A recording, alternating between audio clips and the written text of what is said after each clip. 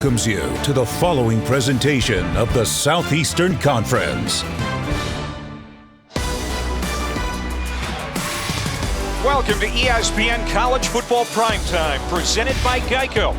The grateful Tiger Nation here on a cold night to show gratitude for an SEC West crown. It's also the last home game for 17 seniors as the number 6 LSU Tigers welcome 5-5 UAB to Death Valley. LSU wrapped up the West last week with a hard-fought win at Arkansas. The Tigers will meet Georgia in Atlanta December 3rd in the SEC title game. And if the Tigers can win out and beat Georgia, the consensus is that they're going to be the first ever two-loss team to make the playoff.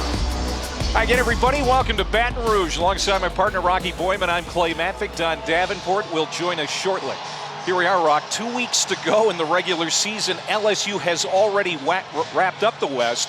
Can't say enough about the great job Brian Kelly has done in year one. I mean, go back to that opening season loss, September 4th, they had against Florida State. No one would have believed they would be in this position, but they are. They're playing really good football, and I think Brian Kelly's in the conversation for Coach of the Year.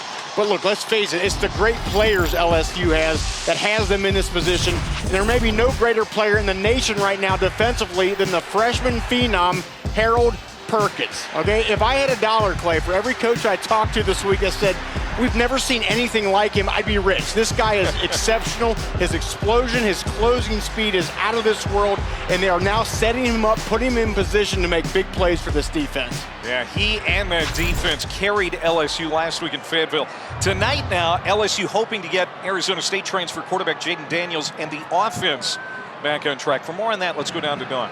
Yeah, Clay, when I talked to Jaden Daniels this week, he was honest and mature, and he shouldered a lot of the blame for their offensive struggles last week. He said they got away from fundamentals, and he felt like he should have done a better job of identifying pressures and putting them in protections where they could succeed. The message for this offense, pretty simple this week. It was refocus. We can't rely on our past success. Guys, expect them to keep it simple here tonight so Jalen can get back to playing fast. That's what he likes to do, get the ball out of his hands quickly into the hands of his playmakers. Let them go to work tonight. Yeah, we'll see if they can do that. That's certainly the plan. Thanks, Don.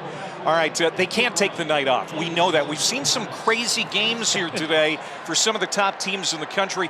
No catastrophic losses yet. LSU needs to be ready tonight. Dwayne McBride, the leading rusher in the country, he plays for UAB. Yeah, this dude can flat run the rock right now. LSU's defense has really got to be on their game tonight. Dwayne McBride is special, right? Breaks a lot of tackles, good balance, great vision, but just running through arm tackles out there is what Dwayne McBride does best out here. It's kind of a cold, rainy night. Yeah, UAB is going to really lean on that run game, and I think they're going to see number 21 get the ball a lot. But look, between both these guys, kind of a two-headed monster between Jermaine Brown and Dwayne McBride. Both these guys combined for 230 rush yards per game. Brown and McBride, and that running game of UAB, something LSU will have to contend with in the rain. Hey, the jambalaya is hot, so I think we're going to be all right. Got a football game coming up next. Stick around.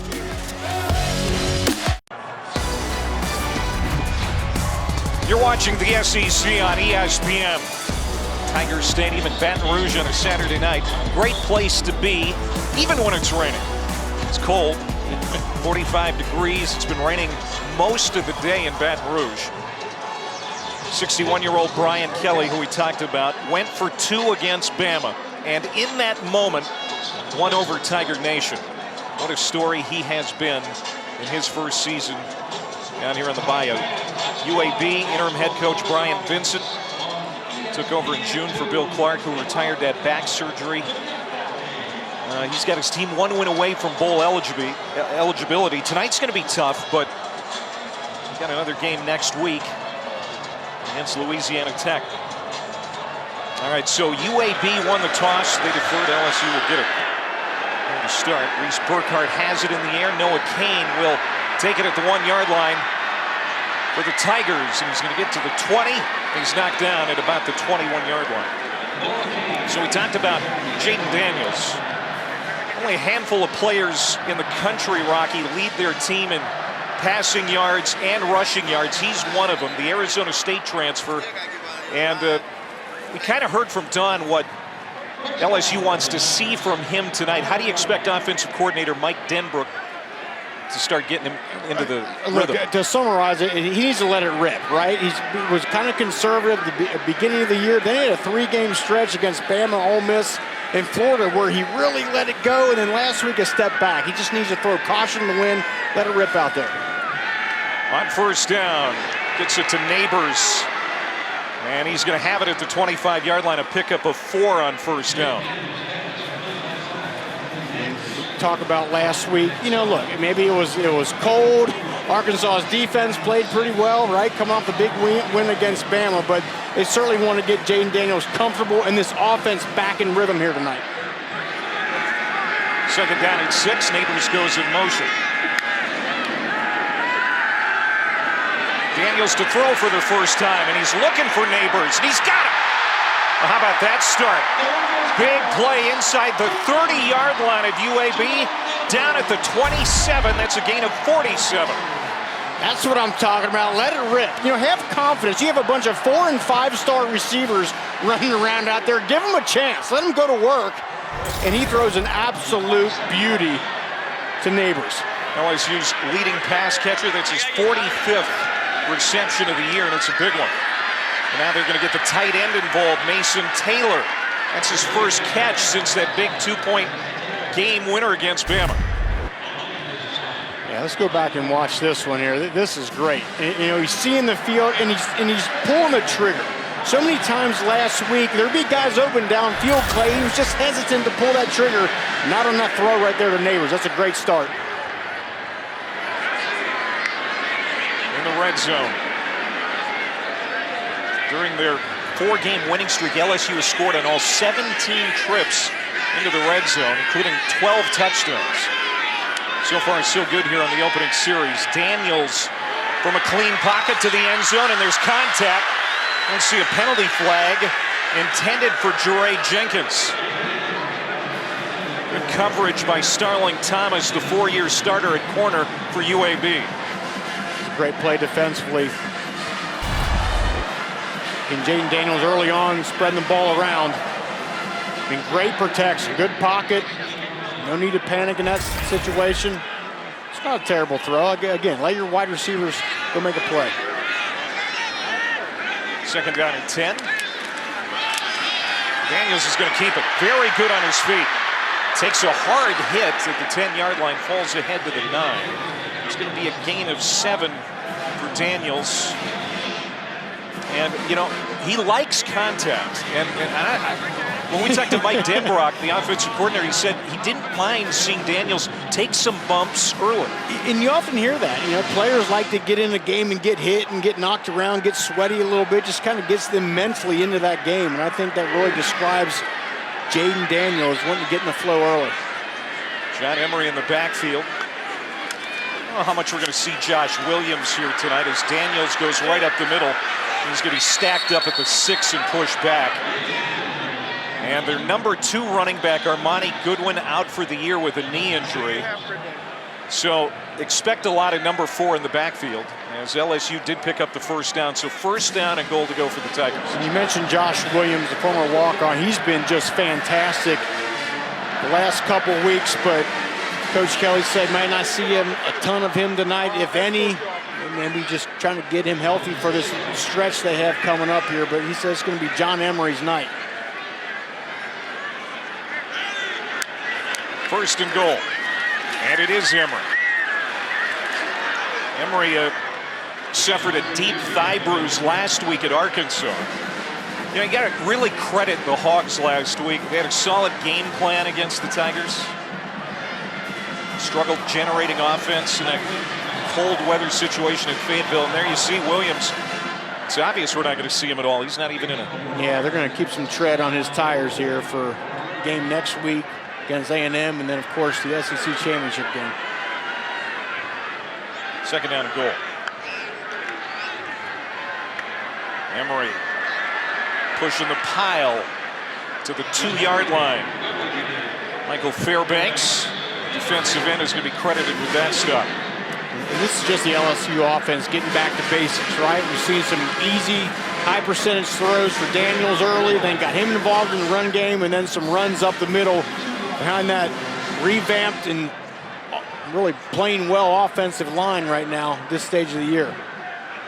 LSU trying to get out to a good start here tonight. Had some slow starts this year. Emery again, and he'll find the end zone. Touchdown, LSU. John Emery. His second rushing touchdown of the year. And a very good opening drive for the number 6 team in the nation. Yeah, I don't think Mike Denbrock could have drawn that drive up much better. Again, high percentage throws. You got your quarterback, Jaden Daniels, confident with a deep pass, and then just runs up the middle, let that offensive line blow guys off the ball and punch it in for the touchdown. Damian Ramos coming on for the extra point.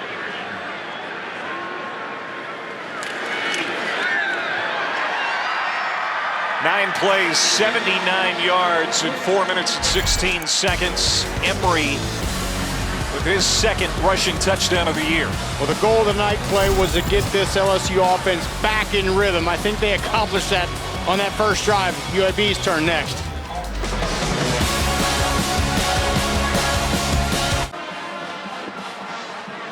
Well, 5 times this year, LSU's been held under 150 yards total offense in the first half. They got 79 on their opening drive here to start the night. Yeah, quite the turnaround from last week, right, where that offense really struggled. Their defense won them that football game. That was a great job of getting in rhythm early. Dybert kicks it off for LSU. Handled at the 4. It's a good return. Jermaine Brown, the excellent running back, on special teams into plus territory and taken down inside the 30-yard line. What a return for Jermaine Brown, 66 yards. And this is the area of this LSU team that has struggled this year, Clay. The special teams has underachieved, has underperformed. And this is, you see, look, obviously we've talked about Jermaine Brown, how explosive of a running back he is here, but he's playing running back, finding daylight, breaking tackles, cutting across grain. And I think that the depth of this LSU team, has forced a lot of starters. They're playing offense and defense, so there's not as many of those top-tier guys playing on those special teams units, and it's shown. So now Dylan Hopkins bring out the UAB offense. Dwayne McBride, the nation's leading rusher in the backfield, but they want to throw on first down. It's caught, and getting it inside the 15-yard line is Bryce Damas, the tight end.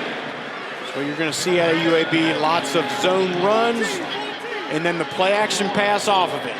Get those linebackers, that secondary, they're all worried about the run. We got to stop Dwayne McBride, and then you boot off out of it and find an open tight end. Good job. 16-yard reception for the top pass-catching tight end for UAB. The other one is McDonald. And another reception inside the 10-yard line. It's another 8-yard play, as that one is caught by Shropshire. Second down. Yeah, Dylan Hopkins, third year in this system, has really done a nice job this year. And I think the key for Hopkins tonight is, look, don't hold that ball. Same thing. Give your wide receivers a chance. He's made some nice plays this year. Dylan Hopkins, 5-2 this year as the starter, no doubt. One of the toughest atmospheres he's had to face in his career. Second down and 2. That's going to be a first down. It's going to be a touchdown for UAB. Dwayne McBride powers it in. And what an answer for the Blazers. This is what UAB does, right? Zone runs, outside zone. This is inside zone, right? Boom.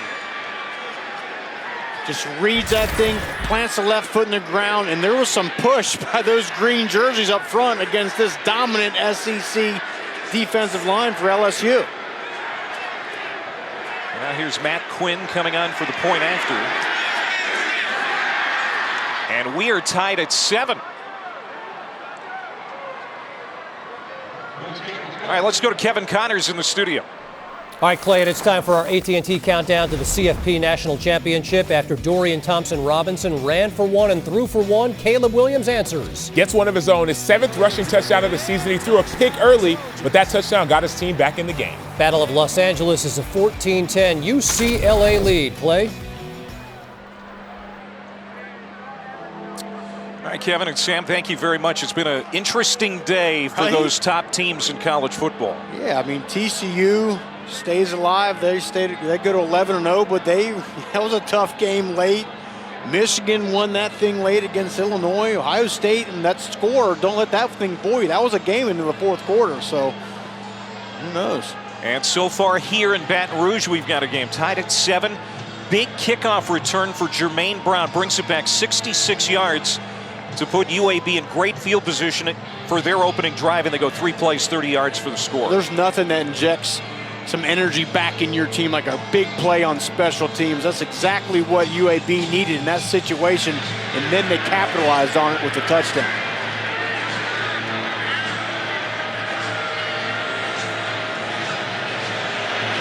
It's Burkhardt to kick it. It's a low line drive through the end zone. So that offense looked really good on the first series for LSU. We'll see what Jaden Daniels and company can do this time. Yeah, I think that's one of the main goals of this game. Obviously, you want to go in and win this thing, but get Jaden Daniels' confidence back up after what happened last week. And if any indication by that first drive, that's going to happen. Let's see how it goes here on the second one.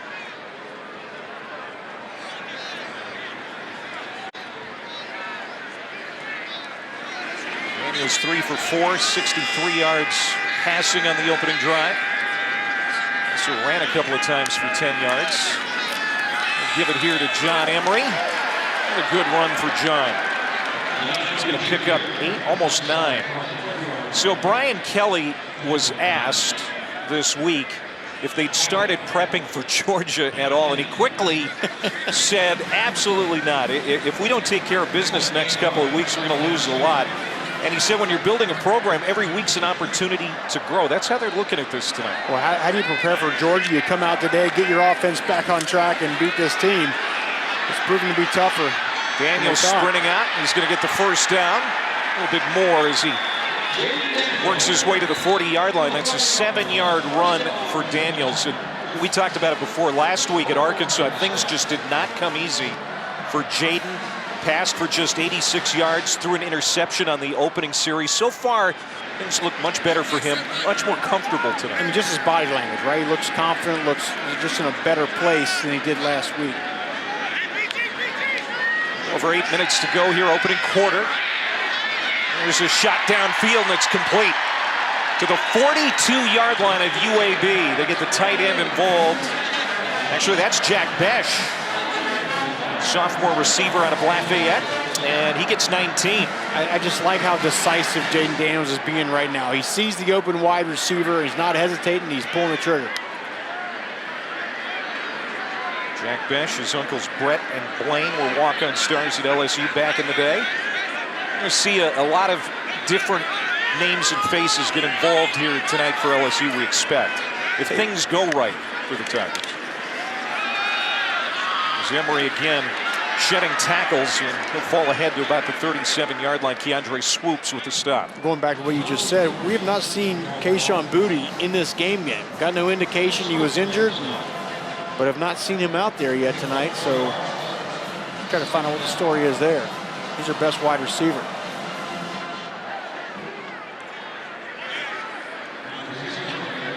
Second down at 5. Mason Taylor going in motion, the tight end. Daniels trying to swing it out, and that's batted down in the backfield.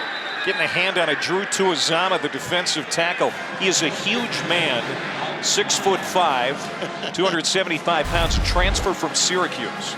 Looks like he could play in the SEC, right? Those big bodies on the D-line. It's a good job of just, you got that kind of height.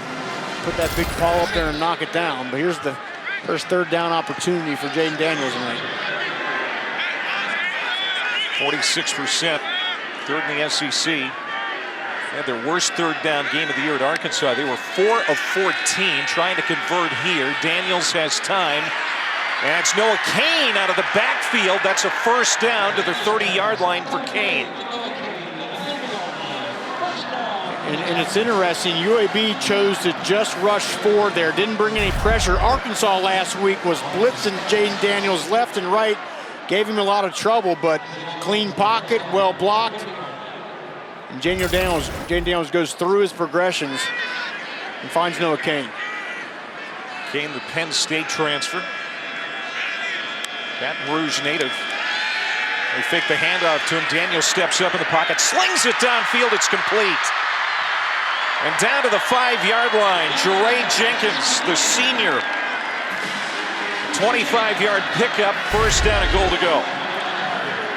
And I love how Jaden Daniels stepped up in the pocket here. And again, there's guys open downfield. There was open guys last week. He just couldn't find them, didn't have the confidence to throw to him. He does tonight. Jenkins, one of the guys who bought in right away. One of the veterans who really helped Brian Kelly get this thing going in the right direction. Now moving to the end zone, it's Kane, touchdown.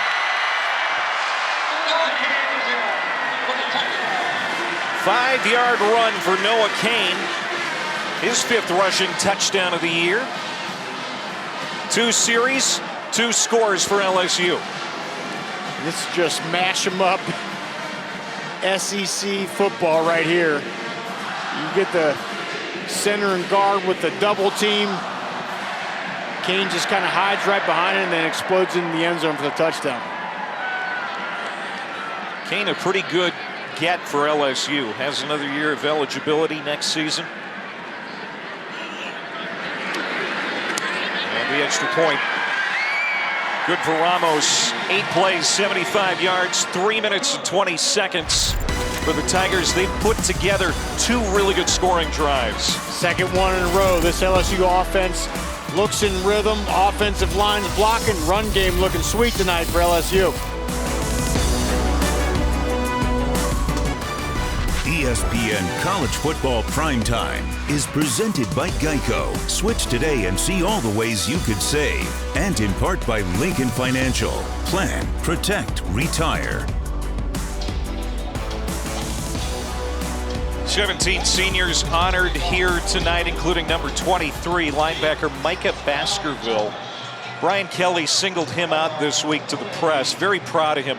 Guy who kind of struggled in the classroom and on the field, off the field, maybe really wasn't bought in, but then got it figured out and really helped Kelly win a championship this year. He did. Brian Kelly talked a lot about process, right? And Micah Baskerville is kind of living that, of just doing the right things and setting that standard every single day. He's proud of him. You know, all those seniors really deserve a lot of credit. You know, in this culture today in college football with the transfer portal, very easily could have left. But they stuck it out with Brian Kelly, and now they're being rewarded for it. Well, and I think it showed how much confidence they have and how much they like Brian Kelly when he came in. I mean, this team, every player we talked to, Don talked to, loves what Brian Kelly has done down here. So UAB got great field position on their opening series because of the return on Jermaine Brown. LSU a little smarter. They keep it away from Brown. And they start at the 25. Huge hit from guess who? Harold Perkins, SEC and National Defensive Player of the Week after his great performance at Arkansas. And what a hit on Ferrier. An unbelievable play, and he's out there over that middle wide receiver out there. But look, he just doesn't wait to get blocked. And you see the closing speed he has. It's like 1 second he's there, the next second he's right by you. I mean, his 0 to 60 is the most incredible thing I've seen in a long, long time. Just an absolute freak of an athlete. He made Arkansas quarterback Malik Hornsby look slow last week, and he's not. It was a completion for Hopkins. It's to Dexter Boykin, big veteran transfer from North Alabama, quickly wrapped up by Bernard Converse. And for Harold Perkins, I think they've, kind of early in the season, they were putting him into coverage and doing that. Look, let's don't worry about him dropping into a curl flat. Let's let him rush the passer. Let's let him spy the quarterback and make those big plays. He's not going to be in the right gap every time, but a lot of times he's going to do something that most defensive players in college football can't do. UAB was great on third down last week in their big win over North Texas, and they convert here. And Samario Rudolph, the slot receiver, going to move the chains, keep the drive alive. Good job, UAB. Drive started off terribly, but put a couple nice plays together and pick up the first down. They were 13 of 17 last week in that win over the Mean Green. I think this team is better than that 5-5 record indicates. They're 3-4 in Conference USA. They've lost all 5 games by a total of 27 points. As they go back to their main man, McBride, they'll get ahead for a few. They've lost a lot of tight ones. They have. I mean, look what they did last week against North Texas, one of the better teams in Conference USA. I mean, a 20-point win. I mean, there were 500 yards of offense. They really put it to them. Dwayne McBride, he averages more than LSU allows. And what did Darren Hinshaw, the OC, say? Want to give him the ball maybe 120 times tonight. I don't know if it'll be that much, but we'll see. Get in the hands of 22. Dylan Hopkins 5 for 5 passing, looking to throw here. A lot of time to do it. To the outside, and that is caught. What a catch by Samario Rudolph, the sophomore out of Mobile. It's UAB back onto the plus side of the field. It's a nice job. They were trying to hit the deep one here, but he goes to the intermediate one. But this is an exceptional throw. Right on the sideline, up high. Give the wide receiver a shot. Good job. Darren Hinshaw, the offensive coordinator for UAB, said, hey, Hopkins cannot hold the ball too long tonight, but you know what? He got plenty of time to throw there. And this is a nicked-up offensive line right now for UAB. Deep handoff. McBride bounces off a tackler, gets inside the 40 to about the 38-yard line.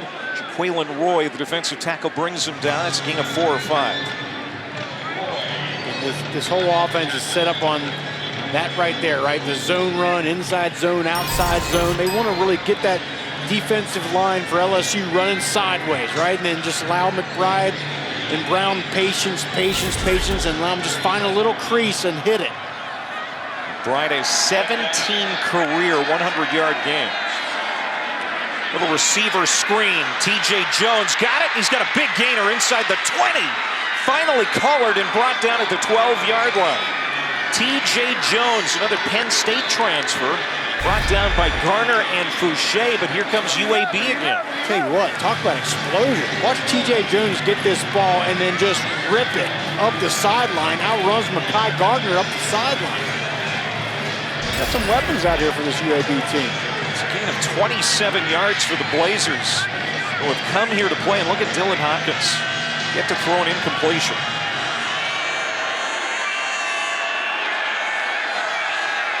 Two tight ends to the right.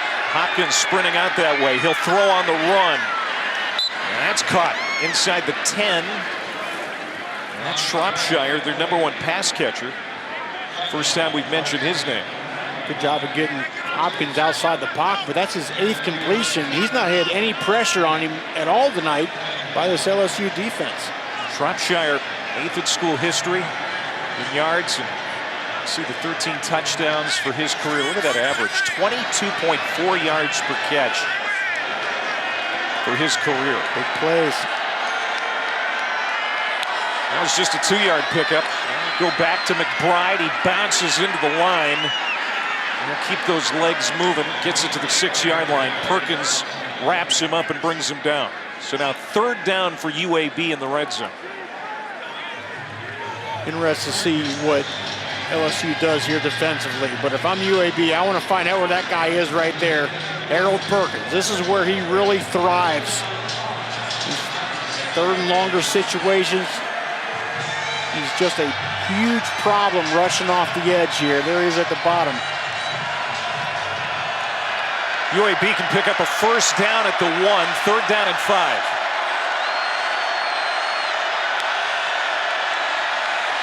Hopkins, he's in trouble and down he goes. Ali Gay on senior night. Man, has he had a great 5th-year season. And it's likely going to be the last play of the first quarter.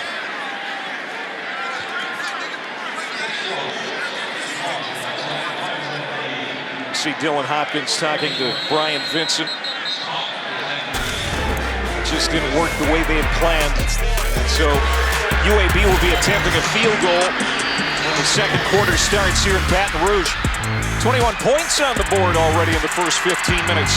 14-7 LSU after one.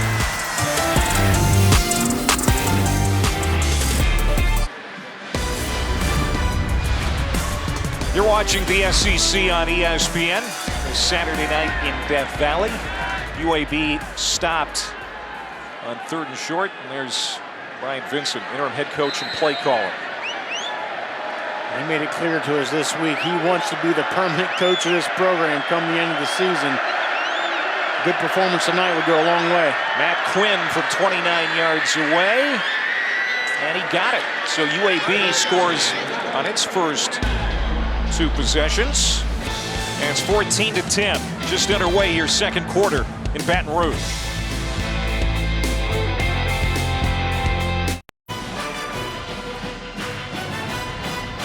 Back here in Baton Rouge, the capital city of Louisiana. 14-10, early stages of the second quarter. The rain has started again. They told me it never rains for an LSU home game. Was that differ. Right? That's what they said. Well, I'll tell you, UAB's trying to rain on LSU's parade here tonight. LSU's got some big aspirations. And so far, UAB has scored on their 2 possessions. Now LSU fixing to get it back for the 3rd time. It's going to bounce into the end zone. Well, tomorrow, men's basketball. First ever meeting between number 4 Kentucky and number 2 Gonzaga. Last season's National Player of the Year, Oscar Tshiebwe, leading the Wildcats against Drew Timme and the Bulldogs in Spokane. Coverage begins 7:30 Eastern on ESPN. Another tough challenge for Kentucky. Lost that 2 overtime game against Michigan State on Tuesday night. Battle of the big men. This should be good. You like big men. You like to see those battles inside. That's right. Pushing around on each other.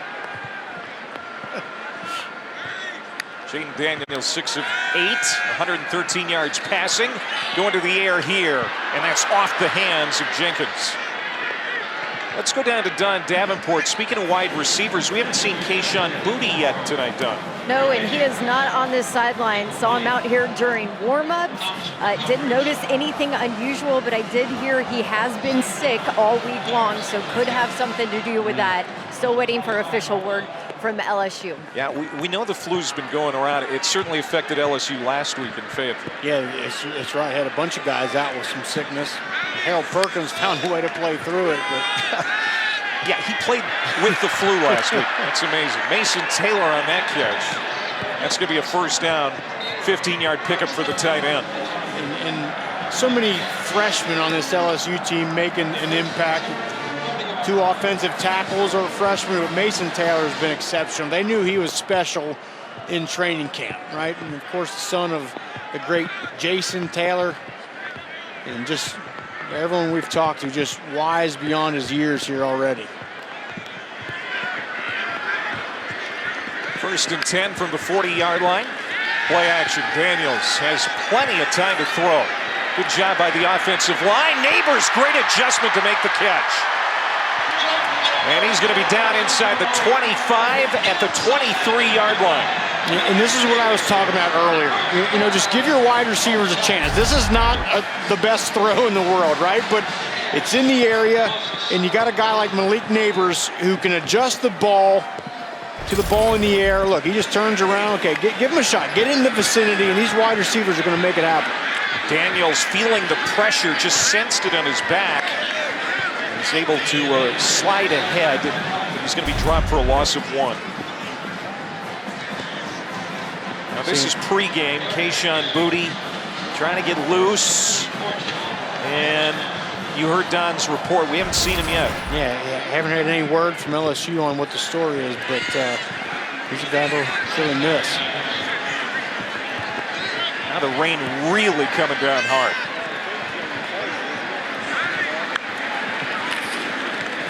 Second and 12. Daniels keeps it. Trying to cut the edge. And he's going to be forced to the sideline. Starlin Thomas got him over there. Now you see Daniels hobbling a little bit. No, it's just his shoe. That's good news for LSU fans.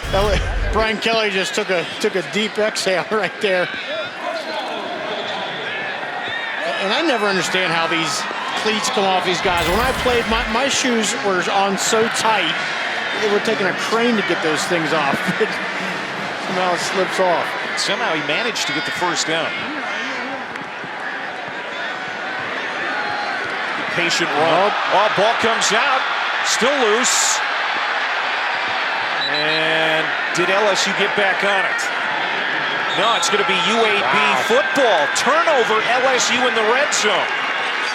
First turnover tonight, and it goes the way of the Blazers. And this rain really coming down. There was a fumble on the exchange, and then the running back loses it. Weather's certainly a factor here, the first big turnover of the game.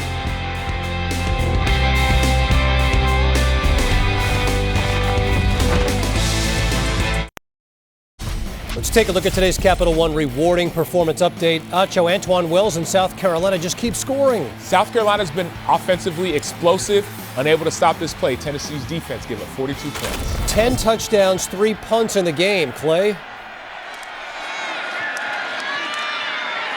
right, guys, keep us updated. Meanwhile, back here in Baton Rouge, off the turnover. UAB's got it back. It was knocked away by swoops. Noah Wilder, the heartbeat of the defense for UAB the last couple of years, recovered it. About 8 guys touch this ball, and Don, it is really coming down out there at the moment. Hardest, it's rained all night, but guys, UAB used to it. Talked to their head equipment manager. This is their 3rd heavy rain game this year. They have it down with insulated ball bags. They checked in 20 balls tonight to be able to have dry ones. Yeah, that's certainly an advantage, and also the fact they like to run the football bodes well. First penalty of the game. Go against UAB. They're averaging 7 per game, most in Conference USA. And here's what UAB is doing. They've put a backup offensive guard, Eli Ritchie. He's wearing number 91. He's playing a tight end position, so they're getting some bigger bodies on this field to try to control that line of scrimmage. It's a thin O-line, too, for UAB. Center Will Reichert is out. Tackle Trey Badowski is out. Pass is incomplete, intended for Shropshire. First incompletion for the junior quarterback, Dylan Hopkins, tonight. And Hopkins didn't have a great grip on that ball. It came out of his hand a little bit funny. As you can see, he's looking at his hands and trying to find something he can wipe off and get a dry hand on it here, but obviously the pressure in his face there by Fouché helped also. Here's a big opportunity for LSU to maybe slow down this UAB offense and trying to get some momentum, because UAB's a lot of confidence right now, hanging around here with the number 6 team in the country. Pass is complete, but well short of the line to gain. It's going to be a 5-yard reception. Terrell McDonald short about 4 yards, and now you can see Brian Vincent not happy. Yeah, he knew when you get an opportunity like that to get a turnover, got to make something out of it, and they're going to go 3 and out. Great job by this LSU defense stepping up. Defense that held Arkansas to a season-low 10 points and 237 total yards last week. And here you got UAB already with 10 points on the board. They're going to punt it here for the first time. Kyle Greenwell from the end zone. Gregory Clayton back to return, backing up. Has it at the 37. A penalty flag is down, and so is Clayton at about the 43. 50-yard kick for Greenwell. Now we'll see what the flag's about. The side judge launched that flag about 35 yards in the air, I think. See what the call is. Greg Clayton, a UTSA transfer. He's kind of brought some stability back to that punt return unit. It's been a problem at times for LSU this year. Yeah, it certainly hasn't given them the advantage they've wanted. Right? You've got to win that special teams game.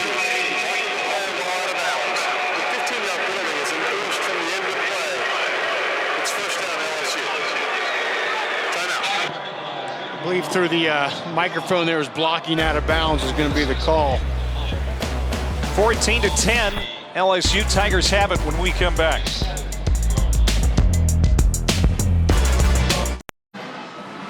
UAB in this football game with number 6 LSU with 10:36 to go in the half. 14-10 Tigers. Let's go back to 2000. Boy, LSU fans are going to hate hearing about this. Some of them remember it. Brett Gallego, the 32-yard game winner for UAB, 13-10. The final. Nick Saban called it his most embarrassing loss at the time. That was his first year at LSU. Of course, he'd right the ship, got him to a national championship game and a win in that game 3 years later. But UAB trying to do something similar here tonight.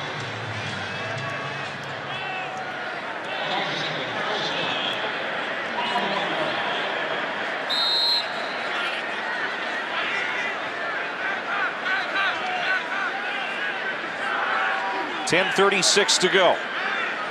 After that 15-yard penalty for a block in the back on that punt, LSU starts at the 21, and it'll be Noah Kane. Let's go down to Dunn. Hey, you're talking about that upset. Dwayne McBride said, I wasn't even born when that upset happened, but Coach Bryant Vincent brought in 4 former players who were a part of that upset to talk to the team this week. And Devondrick Bynum told me that they preached that team believed they could get it done. This team looking to replicate that here tonight. Stay together. They know they have to play for each other and take the crowd out of it, and they've done that so far. They're playing well. Yeah, Don. There's Brian Thomas on the reception, gain of 4. You know, it helps UAB here tonight that the weather does stink, and a lot of the fans maybe have decided to 100%. maybe sit this one out because of the cold weather. I mean, this is one of the biggest home field advantages in college sports, right here in Death Valley, and for some of those fans to be, pushed away by the rain. Combine that with the fact that UAB likes to run the ball well. It's a good combination. And Kane going to have the first down to Uzama. Make the stop. Talk about Noah Kane there. Again, with Josh Williams probably getting the night off, it'll be Emery and Kane. And offensive coordinator Mike Denbrock told us yesterday that Kane is just a grinder, a guy that grew up here in Baton Rouge, went to IMG Academy, but he's back home, and he's going to get a lot of work tonight. They call him Steady Eddie, right? He just kind of gets it done, not always perfect. It looks great, but he gets the job done out there. One's right on the screws to Thomas. And he's going to be thrown down near the 40-yard line by Bynum. And what a difference a week makes for Jaden Daniels, right? I mean, how he looked last week, again, I think the cold and, he threw that early interception too. I think after that he got real conservative, but tonight just a completely different player, just is opening things up and looks confident. 70% completion rate coming in. Just the 2 interceptions. That should have been caught. It was on the hands of Besh, but he couldn't bring it in. Jalen Key in coverage.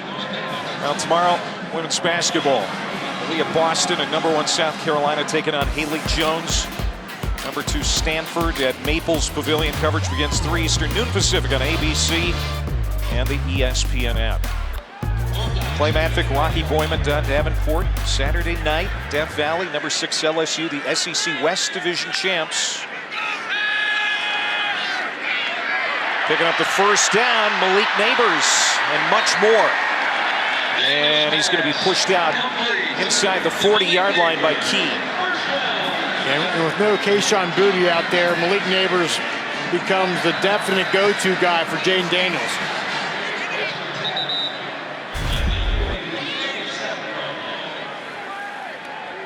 Good job just getting him outside the pocket, getting a clear line of vision, and Malik Neighbors has no one around him, and again, pulls the trigger quick, gets the ball in the hands of his wide receiver. Neighbors 3 catches. Check that, 4 catches, 3 for 23 yards or more. And Starling Thomas, 4-year starter at corner, is on his knee. He's our fastest player and former Alabama high school 100-meter champ, Ramsey High School in Birmingham. Yeah, he's their best cover guy, man-to-man. And David Reeves, the defensive coordinator, was talking about that this week when we spoke with him. Certainly like to get him back, but we'll see what happens here. I think just kind of a little friendly fire. Rando's own guy there.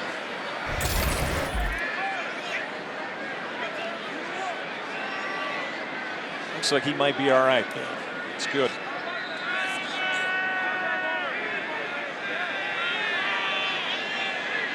So first down and 10. Jaden Daniels and this Tigers offense, which has put up 261 yards total so far. I'd like to see him continue to get Mason Taylor, the tight end, involved. He's third from the top there.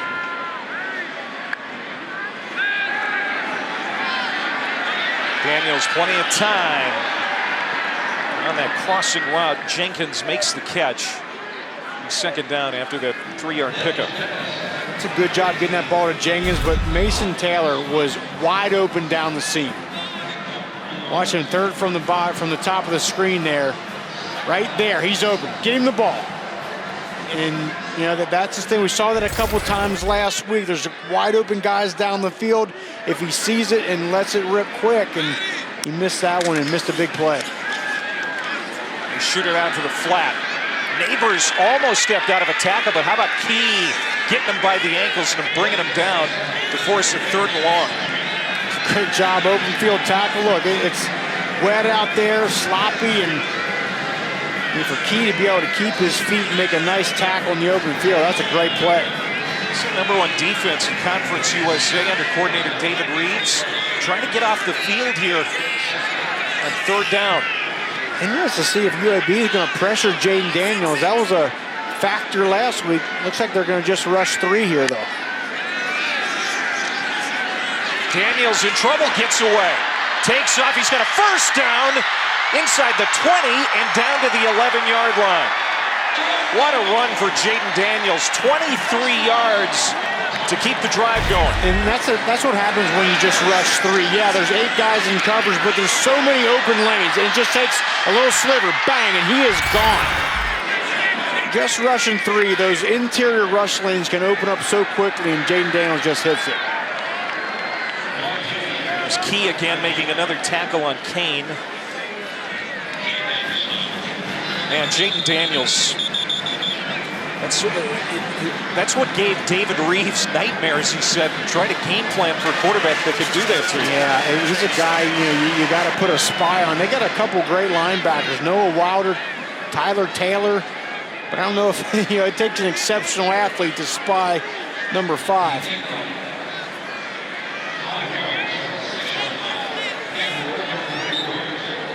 Second down and 5 for LSU. Fumbled in the red zone on their last possession. Can they cap this drive with a score? Kane in the backfield to send Besh in motion. And picking his way, he's going to be stopped short. And Kane with a gain of 5 on that play. Damian Miller, the free safety, stepped up and made the stop. That's first down. They got enough for the first down, so first and goal for LSU. And quick. Kane, right in, touchdown.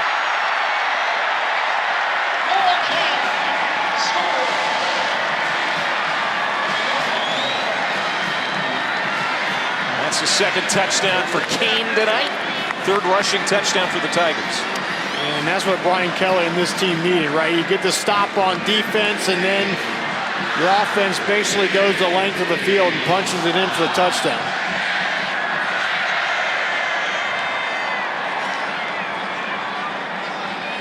A big play, Jaden Daniels with that run after the pocket collapsed on him to keep that drive alive.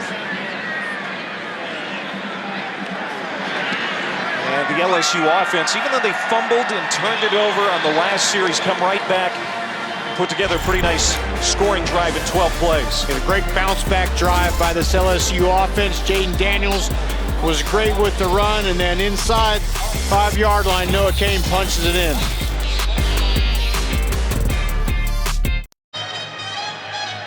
ESPN College Football Prime Time presented by Geico. 21-10. LSU with 5:20 to go in the half. Here's the drive chart for the Tigers. Fumble in the red zone stands out, but otherwise, are you seeing what you were hoping to see from this Tigers offense? I am. I'm seeing Jaden Daniels uncork that thing, right? He's getting the ball out of his hand. He's being decisive. He's allowing his playmakers to make plays. The only one I've seen him miss was he had Mason Taylor, tight end, open wide down the field. Outside of that, he's been good. UAB's already had one great kick return tonight. That was Jermaine Brown. This time Starling Thomas pretty good. Jenkins brings him down, but it's a 23-yard return. And UAB will have it at the 26-yard line. Jaden Daniels' numbers 13 of 17, already over 200 yards passing. He's run it 6 times for 50 yards.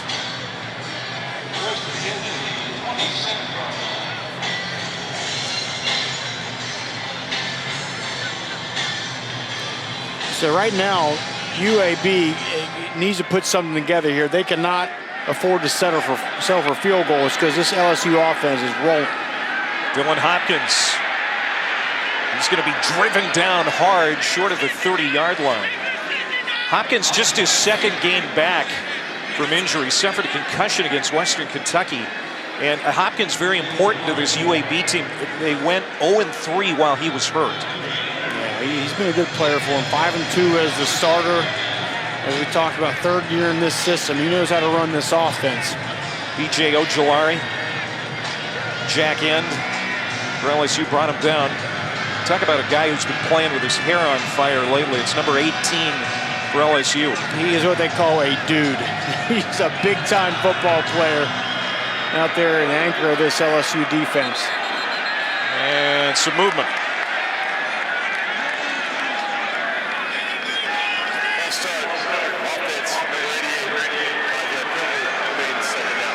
That's a freshman tight end, Brody Dalton. Looked like a little movement on the line by LSU may have caused Dalton to jump there. UAB is going to join the American Conference next year. The question is who's going to lead the program, Brian Vincent or somebody else. 2nd down and 15 now for the Blazers. Play action. Hopkins has a man wide open. And it's caught by the tight end, Damus. That's a big gainer up that far sideline near midfield. Again, it's the run, then the play action pass. And you'll see the linebackers for LSU get really sucked up into that line. Watch 33 and 30. They're coming downhill. They want to stop this run. And then there's nobody out in the flat there for the tight end. That's an excellent job of execution there. This is the 4th drive for UAB. And they've done pretty well offensively, despite the fact that Dwayne McBride's been pretty quiet tonight. Just 4 carries for the nation's leading rusher. Now he'll get it. Out in the flat as a receiver, Dwayne McBride. Pretty good hands. In fact, NFL scouts really like his hands. It's going to be about a 5-yard pickup. Yeah, that's something they like to do. Look, just get him the ball any way you can, right? He's one of your best playmakers, one of the best rushers in college football, and just keep this defense off balance a little bit. Just his 2nd catch of the year.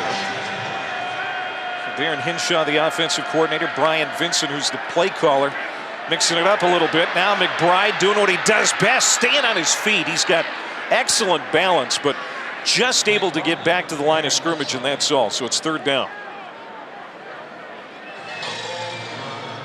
Great job. I think that was Perkins shooting through there, causing the disruption. He's the one that caused that ball to bubble out, and then the cavalry came.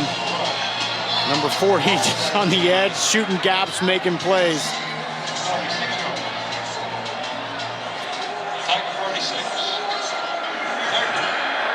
They need the 41-yard line. Ferrier goes in motion. Here's Hopkins setting, throwing. That is Ferrier. Did he make the grab? Penalty markers all over the field. Officials are coming to talk about it.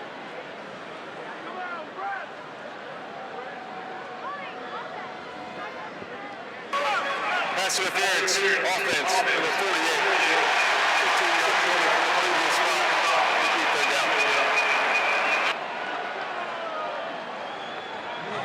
Yeah, it looked like it was a pick route sort of situation. And I think they're going to get Damus on the penalty. There he is, the inside receiver.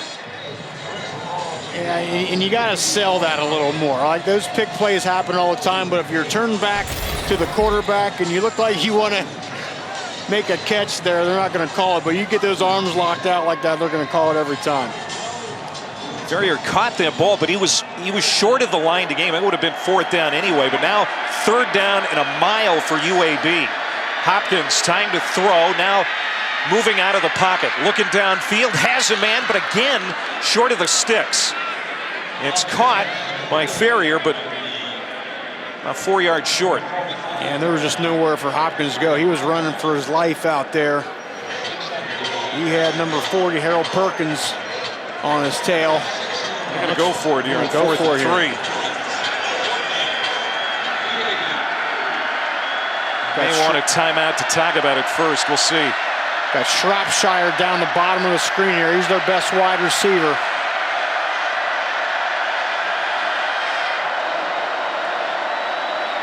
I think Brian Vincent is going to take the play clock down and then call timeout.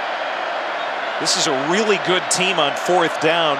57%, second best in Conference USA. 12 for 21. And now Brian Vincent will bring the gang over to talk things over before a 4th and 3 with 1:18 to go before half. The studio, the Nissan halftime report is on the way. Coming up, we'll check in on Tennessee, simply unable to stop South Carolina right now. And what about that injury to Hendon Hooker? We'll talk about that. Plus the battle for Los Angeles, USC, UCLA living up to expectations, and a wild day in the Big Ten. Wild day in college football. Clay coming up at the half. All right, Kev, we'll see in 1:18. That pass on 4th down for UAB is incomplete. No penalty flags. And they got pressure from guess who? Harold Perkins is coming off the offense's left with a little inside move. There you see him. He's going to get upfield and come right underneath, get right in the face and get a hand up there. Just create a little bit of discomfort there for Dylan Hopkins, forces the bad throw. Harold Perkins, only 18 years old, still learning the defense, which is absolutely frightening. That's exactly right. What happens when this guy knows the ins and outs of this scheme that Mount House has? But, I mean, just from a physical skill standpoint, there's not many better out there. So now Jaden Daniels and the LSU offense back to work. Jack Besh, that's going to be a second catch for him tonight. Jalen Key makes the tackle, but it's a gain of 13. Yeah, LSU still has 3 timeouts here, so plenty of time. Under a minute to go. Daniels flushed out of the pocket. Another big run for Jaden Daniels inside the 20 and finally pushed out at the 14-yard line. Tell you what, once he gets going, he absolutely flies. You know, he's kind of a long strider, so it takes him a little bit to get going, but once he opens up right there, I mean, look at that. I don't have many people catching him. He's closing in on 300 yards total offense.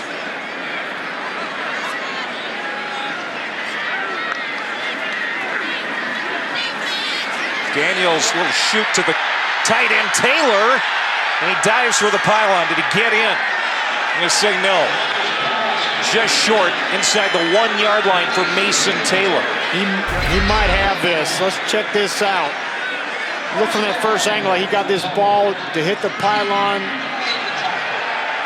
That is it. Oh, how about that? That is a touchdown. And talk about the handwork right there. Puts that ball in his right hand and left foot inbounds, gets it inside the pylon. That's going to be a touchdown. Savvy. Mike Denbrock, the offensive coordinator, told you and I yesterday, this guy is mature beyond his years. And it's just little things like that. I mean, it's just such a smart play here. Look at this. You got a little pylon cam, left foot in, reaching in there. It don't get any better than that, folks. What a great shot. Yeah, and this is important for LSU to make sure they get another touchdown here before halftime, to just make sure they don't give UAB any reason to think that they've got a shot in the second half. 100%. You don't want a team that's an underdog just give them life and have them hang around. So, yeah, this is an important touchdown. UAB is going to get the ball to start the second half. And looking at this, it was ruled out at the 1. But the replay official, Bryant Thompson, is looking at it. Yeah, you know, Mason Taylor.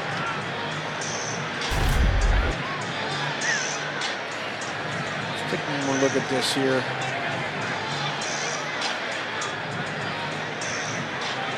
Now you wonder, does the left hand hit the ground just before before he hits the pylon? But the ball, all the ball has to do is hit cross the plane, and I think the nose of the football crosses the plane before his hand goes down. The front of that line. After video review, the rulings confirmed the runner was down with the ball a half yard short of the goal line. First down. There you go. Yeah, I guess there wasn't indisputable video evidence, but maybe they just saw that left hand come down out of bounds just before it broke the plane, and that, you know, without being right down the line like that. See, like right there, I thought it was. I agree. I think that's across close. the plane, but again, if it's called on the field, not indisputable, so they're going to go with the original call. So first down and goal for LSU. The 5th possession of the half. The only one they didn't score on was that fumble inside the red zone. Noah Cain in the backfield, and Cain will get it, and he'll score again. How about that? 3 rushing touchdowns for Noah Cain here in the first half. And that's just double teams across the board. We're going to get our big boys driving those legs and pushing them back, and Noah Cain with another touchdown.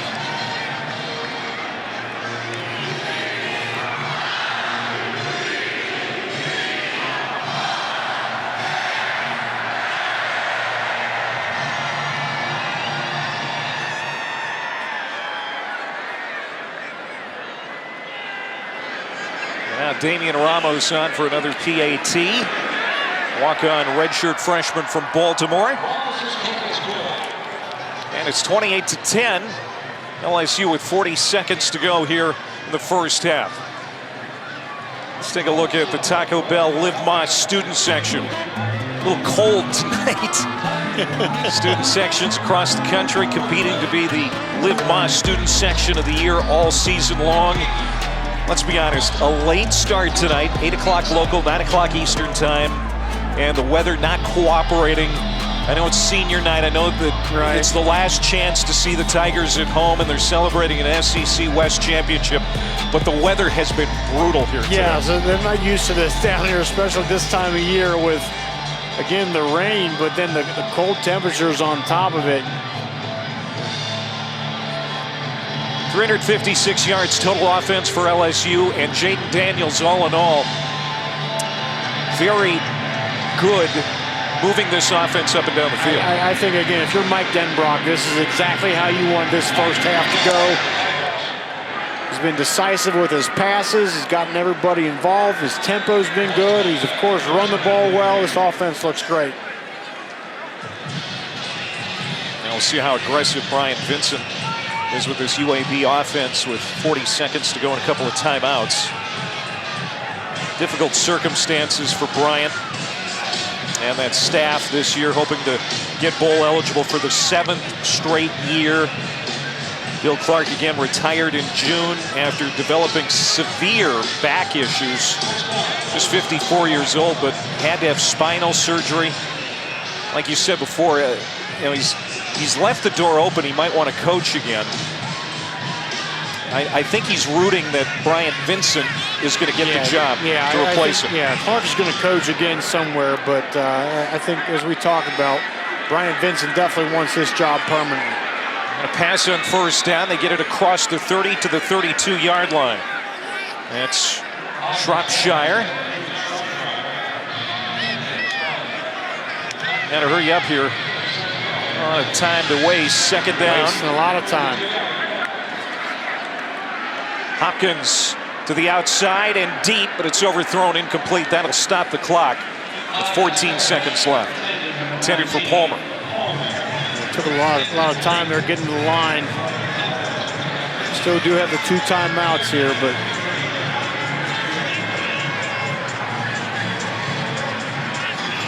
Brian Vincent, still involved in calling these plays here as the OC. Matt Quinn's career long is 52 yards. They have to get it around the 35-yard line or so to feel good about Quinn's chances. And that's going to be a tackle in the backfield. There's Harold Perkins again.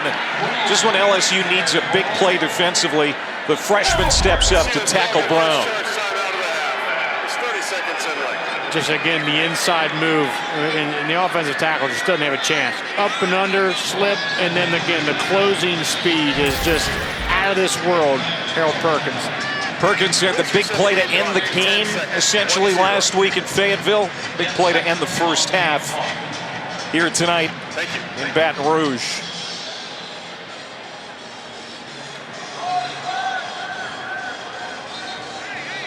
Well, Tuesday, we're going to have the exclusive reveal of the next college football playoff top 25 rankings. Reese and the guys are going to break it down. We'll get coaches' reactions, plus a live interview with committee chairman Boo Corrigan. It's at 7 Eastern time. The SEC currently has 3 of the top 6 teams in the college football playoff rankings. LSU number 6. So the league is well positioned, Rocky, to get 2 teams in again.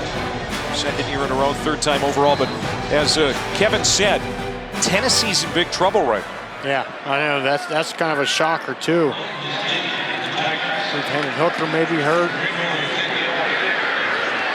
Gonna let this bounce.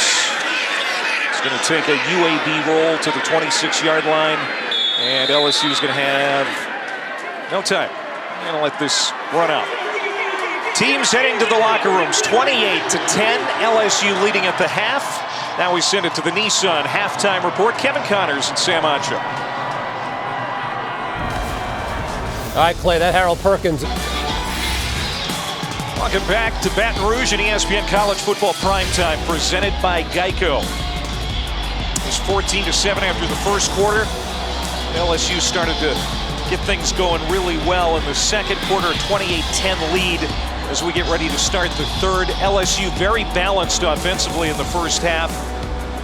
3rd down conversion, 6 for 6, and they have held a very good rushing team. In fact, the number 1 team in Conference USA and the number 6 rushing team nationally to just 9 yards on the ground so far. Yeah, they've been fantastic, but I think the story is Jaden Daniels. From what he did last week, looked uncomfortable, was overly cautious, did not play well. He's come out tonight and it's been the exact opposite. He has over 300 yards offense himself in just the first half. Dybert kicks it deep. UAB will have it at the 25. Let's dig deeper into Daniels. He got protected really well by an offensive line that's not even playing full strength tonight. Yeah, it really did here. But defensively, Harold Perkins started things off and was just fantastic. We hyped him up to begin the game, and he just made plays all over the place here in this first half. And you see, just shooting gaps, just making things happen back there, causing chaos. And look, you need guys on your defense that play in their gaps, but you need some erasers out there to just go run around and make big plays, and that's what Forty's done tonight. Hopkins, I almost had that picked off. That was Baskerville that got a hand on it. Let's go down to Don Davenport. Hey guys, UAB's head coach Bryant Vincent told me that they've got to keep fighting. That was his message at the half. Still 30 minutes left in this ball game. He felt like offensively they have some opportunities to move the ball, but every time they do, they shoot themselves in the foot with penalties. They've got to clean that up. Now on the other side, LSU head coach Brian Kelly clearly happy with his offense. His bounce back tonight, said Jaden Daniels is seeing the field well, getting rid of the ball quickly. Guys, not too much to complain about when you haven't punted the ball. Yeah, no doubt about it. No, that was their goal. Their first priority tonight was to get this offense back on track, as that pass intended for Shropshire is incomplete. I think they can check that box. Absolutely, and the offensive line, too, is just providing a nice pocket for Daniels. He can feel comfortable back there.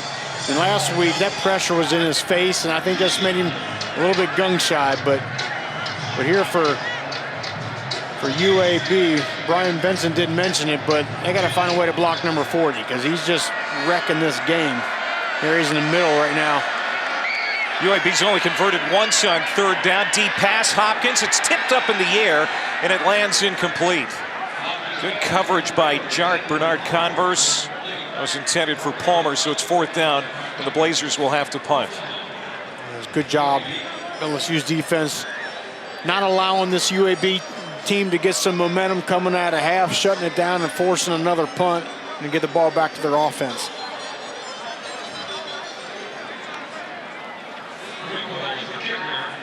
Hopkins completed his first 8 passes tonight. The LSU defense has started to find a rhythm as well. Kind of a bad punt there that time by Greenwell. Off the side of his foot, out of bounds. Inside the 40-yard line. Jaden Daniels. Look at him from the first half. We talked about it before the game. Trust what you see. And if you see a wide receiver with some separation, throw the ball to him. Right? Let it rip out there. Don't be conservative. And then just trust that your wide receivers are going to make plays. These are exceptional athletes. Have some confidence in them. And then Daniels did, of course, what he's done well all year. And that's when he finds a little crease, when that thing breaks down, he runs forward for big yards.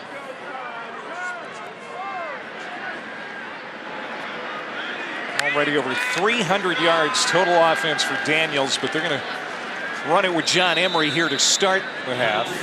John Emery, Noah Kane, they've been the guys we've been seeing in that LSU backfield tonight. Josh Williams, we were kind of told by the coaching staff, likely going to get the night off. Well, that's indeed the fact, as he's not even suited up. And Armani Goodwin is out for the year with a knee injury. Yeah, both those guys, Emery and Kane, have really done a good job tonight, especially inside that 10-yard line. They've always found a way to get in the end zone. Daniels, quick throw to the outside, quickly hit his Kyron Lacey, too. And no gain on that play. Devondrick Bynum closed quickly, third down. You know, Lacey getting up a little bit gingerly. We already talked about there without Kayshawn Booty. He warmed up, but then did not come out to open this game up. Reports are he was sick, and now Lacey a little banged up. Lacey, the transfer from Louisiana Lafayette. Helped the Cajuns win a Sun Belt title last year. Noah Kane in the backfield here on third down and 8. Pressure. Daniels, a strike for a first down to Neighbors. Another big play for Daniels, and he hits a receiver for a first down. This is one of the few times tonight UAB has brought pressure. They bring the 2 linebackers right up in his face, but look, he just stands confidently in that pocket, doesn't get rattled, and finds Malik Neighbors. That's a great job.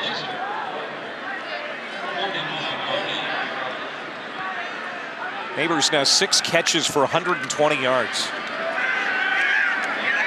On a sprint out, tight end Taylor. Man, he looks smooth. You know, he doesn't play on the defensive side of the ball like his dad. But he looks like a natural tight end. It just looks effortless out there, right? That's what a lot of your big-time athletes, it just looks like they're, you know, fluid and confident. And, you know, look, having your dad be Jason Taylor and being around football and learning football from someone like him your whole life just helps him out here at this level. This is probably coming back. Pass interference, offense, 15-yard penalty from the previous spot. Repeat, first down.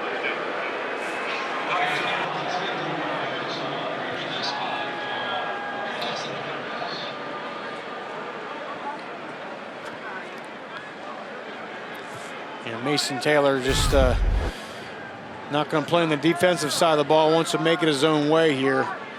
I think it's up top here you're going to see, you know, the contact down the field before the little pick play here before Taylor had even caught that ball.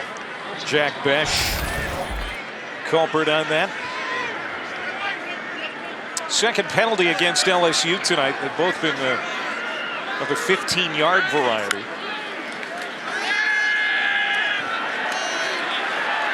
Daniels has a block and gets to the outside, now runs out of time, and he's going to be driven down shy of the 40-yard line by Keandre Swoops, the nickelback.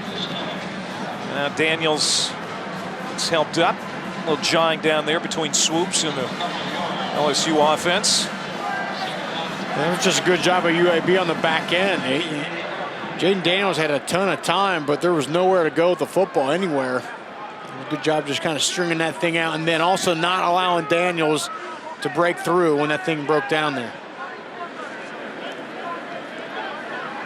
LSU needing to win out to keep the college football playoff hopes alive. Leading by 18 here in the early part of the third quarter. Neighbors goes in motion. Daniels looking to the right, now flushed out of the pocket. Looking to throw on the run, but he's caught. Tyler Taylor is going to swing him down. The LSU transfer. Boy, you know this game means a lot for Taylor. That's the first time we've called his name tonight. And his pocket broke down here, and Daniels looks to escape, but a great job of Taylor coming up and showing some speed, a nice open field tackle. Taylor, a former LSU starter, played in 13 games for LSU in 2017, made 5 starts that year. Now shows up on the other side, makes a big play. LSU 7 for 7 on third down tonight. They've been great. But this is a mile to go. You're 3rd and 20. Daniels going to heave down to the far sideline, and contact, but no penalty flag. Starling Thomas right there to knock it away from Jenkins. And the crowd wants pass interference here, but it looked like Thomas got his head back around, but then a little shove. So I think just right there, as you see him look for his head back, anytime the defender can look back for that ball here, that's referees aren't going to call it. And now Thomas, who was in coverage on that play, goes back to return this punt. Jay Bramlett grew up in Tuscaloosa. Spent the last 3 years at Notre Dame with Brian Kelly. Oh, there's a quick hit on punt coverage by Slade Roy, the snapper. Man, I don't know how he got down there that quick, but he did make sure that Thomas wasn't coming back. So Brian Kelly and LSU with a nice lead here with 10:44 to go in the third.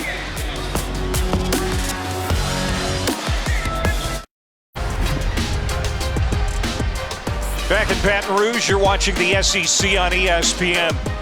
And what a scene in Columbia, South Carolina right now, as the Gamecocks have defeated the Volunteers 63-38 as we look at the SEC headlines.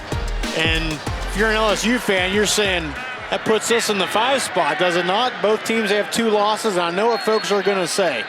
You know, Tennessee beat LSU, but that's a bad loss. Oh, it's an awful for loss. Tennessee to lose to South Carolina like that.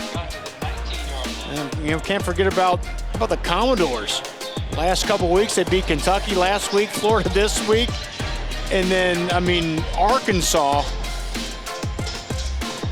bouncing back after LSU beat them last week and jumping all over Ole Miss. Quite a day in the SEC. Now, I think that's good news for LSU fans. I think Certainly so. the ones here in the stadium reacting on the Jumbotron when they saw that go final in Columbia. Now, depending on what happens with USC, UCLA, maybe USC jumps in that 5 spot. We'll see. But I think LSU is going to make a big case if they can make it out of this game with a win. Now, this LSU defense under defensive coordinator Matt House doing a really good job against this UAB running game tonight. It really has. They've not been able to get traction at all. I mean, this is a run offense that's been able to run at will over every opponent this year, and LSU's suffocating them right now. UAB averages 247 yards per game on the ground. They've got 13 rushing yards tonight. 3rd down and 6. Hopkins from a clean pocket. Juggled, and it's incomplete. In and out of the hands of Fred Ferrier. Redshirt freshman out of Frankfort, Kentucky, can't bring it in. So Hopkins and the UAB offense come up empty again, and the punt unit comes out. And Ferrier was well short of the sticks, but just nice closing speed by the nickelback Sage Ryan.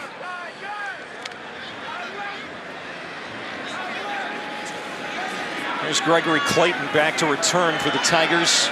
Again, Brian Polian, a guy you know very well, the special teams coach for LSU, said, first job is do no harm, and they almost got a block.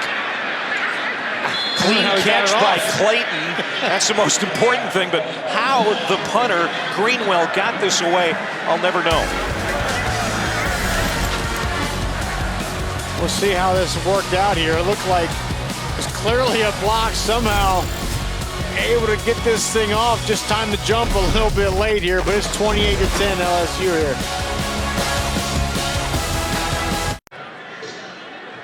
Back here in Baton Rouge, 28-10. LSU leading 9-10 to go in the third quarter. Just across the way from Tiger Stadium, University High School on the campus of LSU. And that is where Mike Hollins attended high school. Of course, he was one of the victims of that terrible shooting at the University of Virginia the other day.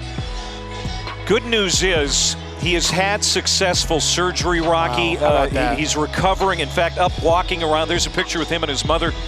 And we're so glad to hear that. A senseless shooting last weekend, and we hope that Mike makes a full and complete recovery. What a blessing that he's recovered well to this point. That's great. LSU's got it. Jaden Daniels on the run, and it's a good one. Man, has he been good running the football now. He was hit late.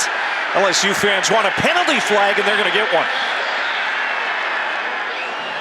Yeah, it looked like Daniels got an extra shove after he was already out of bounds there by Key.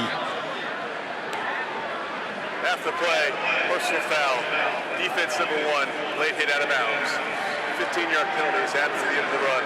It's an automatic first down. And Jalen Key has been really good tonight, but that was a dumb mistake. He hasn't. It wasn't even just the initial contact. It was just the contact, then the shove right there. Yep. Pushes him out.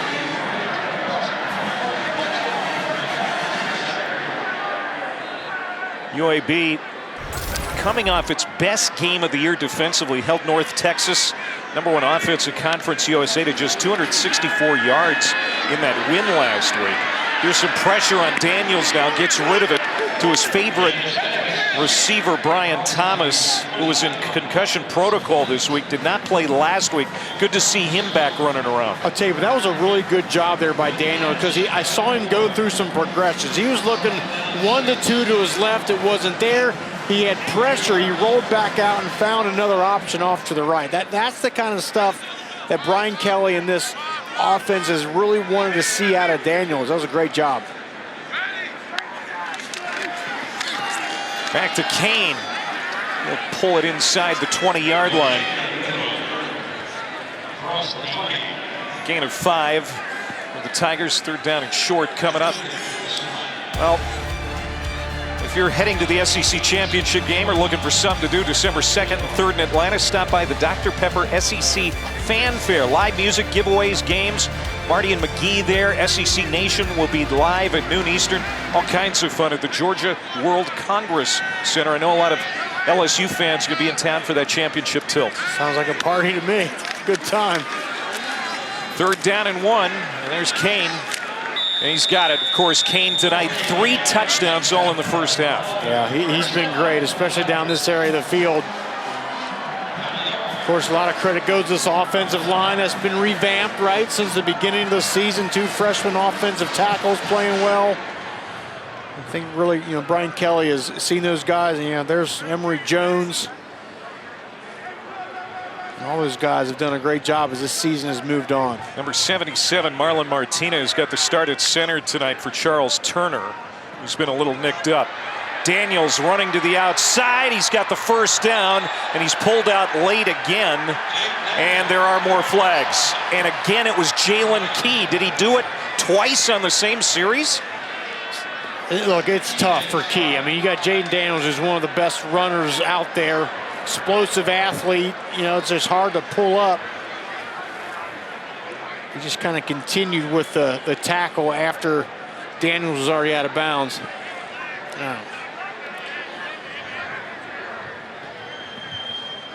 Jason Autry, our lead official tonight.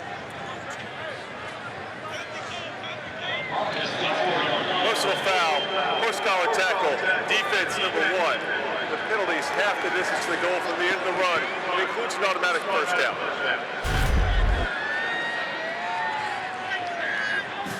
Look at the pylon cam, just as he came around, that hand was wrapped around the neck there. See if he got around the. It looks like his hand was in the front of the jersey, though, not the back. Yeah. I don't know about a horse collar there. Maybe a late hit, but not a horse collar. Daniels waltzes in for a touchdown.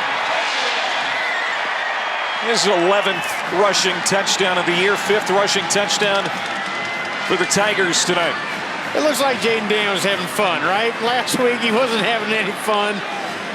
Tonight I just think he looks like a completely different player, is confident.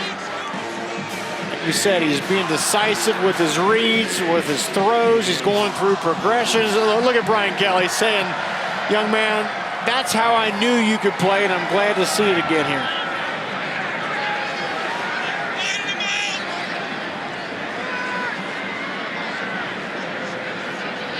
Also helps that he's only been sacked once. Last week he was sacked 7 times. The Hogs weren't very friendly to him. Now Ramos comes on and misses the extra point, but another touchdown drive for LSU. 6 plays, 57 yards, and a 2-minute span in 20 seconds. And it's now 34-10 LSU.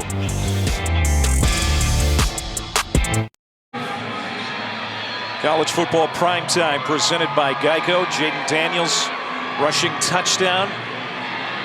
He has 111 yards rushing on 12 carries, 241 passing. I mean, it's been a good night for the Arizona State transfer. I think mission accomplished tonight for Jaden Daniels. Getting his confidence back. Do you think he's done for the night, or is it too early to take the foot off the gas for Brian Kelly? I always get worried about taking the foot off the gas too early. I may leave him in there for another series here. Let's take a look at this week's college football playoff rankings presented by Chick-fil-A. It looked like early in the day we might see some upsets in that top 4. Didn't materialize, but how about Tennessee? Not that long ago, getting upset at South Carolina, and it wasn't close, Rocky. It wasn't close. Yeah, South Carolina is you know, not a great team, and they came in and just absolutely put it on Tennessee. And I think also the committee's probably going to look at Hendon Hooker went down in that game, right? So depending on his status, you know, that's something that, again, the committee will definitely consider. Harold Perkins continues to play at a high level. Number 40 got in and pressured Dylan Hopkins incomplete. He's just a game wrecker. Just a game wrecker. Line him up anywhere, and he's going to have an impact on this. He was off to the right side there. And most of the times when a guy blitzes like that, a quarterback will have the opportunity to get outside, but just the change of direction and the explosion out of Perkins it's unlike any other player you see right now in college football. Second down and 10, and that's going to be knocked down by Baskerville, but a couple of flags come out in the secondary. Now, Baskerville here on senior night, he's got his hands out saying, hey, not on me, right? He thought that was clean. Pass interference, defense, number 13. Ball be placed at the spot of the foul. It includes an automatic first down. That's because it wasn't Baskerville. Oh, no, it was number 23. They corrected that. Let's go down to Don. Yes, I want to talk more about Harold Perkins, guys. B.J. Ojulari said he just knows how to be around the ball and make plays, but honestly, it's his speed that has his teammates shaking their head every single day in practice. We saw it last week. We've seen it tonight. Matt House said he's just scratching the surface, but he loves ball. And guys, crazy to think his freshman year of high school, he walked away from football to focus on basketball.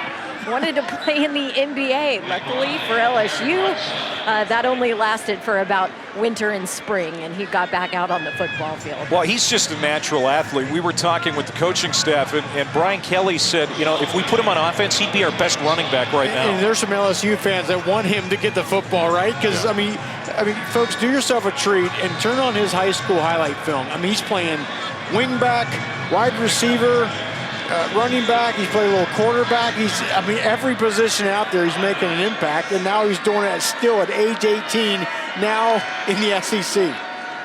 2nd down and 5, and the running game for UAB has been pretty quiet tonight. I think in terms of dominance, I think of Micah Parsons, right? Just in terms of freak athlete that could utterly take over a game defensively. And I'm seeing that same sort of thing out of Perkins. Now, Perkins isn't as big as Micah Parsons. You know, he's just, you know, he's 6'2", 215, 220. He'll probably put on a few pounds, but either way, he's just a guy that's going to make an impact out there. I mean, you got longtime LSU fans mentioning his name in the same sentence with guys like Tyrann Mathieu and Devin White and Debo Jones and fellas like that. He's still, again, just 18 years old, a freshman. The future is going to be so bright for this young man. Well, and we talked about it earlier. What happens when he understands how to run this defense and this scheme that Matt House says? You really got to look out. Hey, Rocky, you mentioned him on offense. Well, I actually asked Jaden Daniels if he ever petitioned to get him on his side of the ball. He laughed and said, "No way, are you kidding me? We need him to keep harassing the quarterback, get us the ball back." I think Jaden Daniels doesn't want Perkins stealing some of his touchdowns. That's what I think. I think you give him the ball, he's going to make something happen. Jermaine Brown, solid run there onto the 49-yard line to keep this drive going. Now Hopkins wants to throw on 1st down for UAB. Going to take a deep shot, single coverage, Shropshire, and they can't connect. Now he had his man beat. Colby Richardson was out there in coverage. Shropshire had him by a step, but Hopkins couldn't hit him. Yeah, that's what Brian Vincent talked about. He said, look, we're going to get a few opportunities tonight to take the top off this defense, and we got to hit them. And just a little bit of an errant throw there by Hopkins.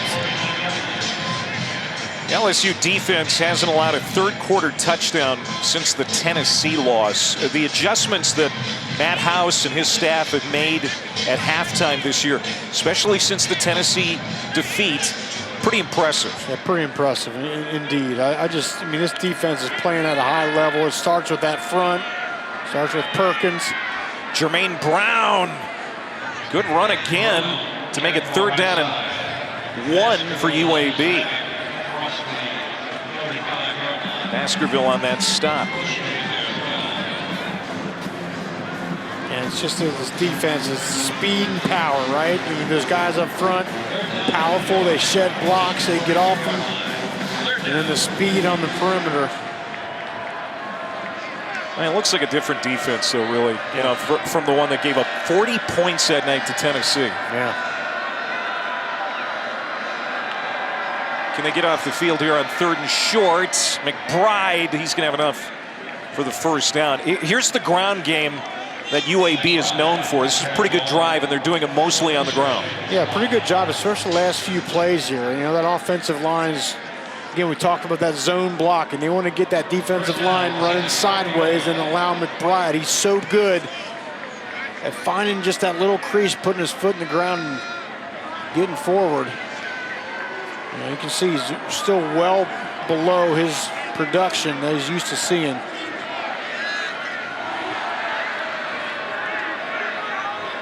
He's got 17 career 100-yard games, 9 consecutive. That's in jeopardy of being snapped here tonight. He carries for a couple. Roy wraps him up. You know, the passing game has pretty much been abandoned. Remember how Hopkins started this game, Rock? I mean, he had 8 straight completions to begin the night. He's had 7 straight incompletions here in the last several moments. Yeah, and I think that a lot of that has to do with the fact that LSU's defense has gotten some pressure on Harold Perkins. You know, he's got number 40 in the back of his mind out there, and that'll make you unsettled as a passer. 67% completion rate, just 2 interceptions on the year for Hopkins, a junior out of Maryville, Tennessee. He sent 3 receivers out on 2nd down and 9, and he's going to take a shot. There's a man wide open. Shropshire again had his man beat, but Hopkins misses him for the 2nd time on this drive. Just left him short, and look, Shropshire's frustrated. He was wide open for a touchdown.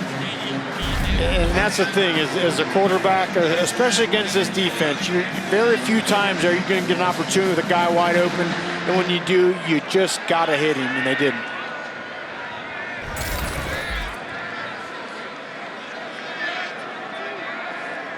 So 3rd and 9. This is the 10th play of the drive. UAB hasn't scored since a field goal in the second quarter.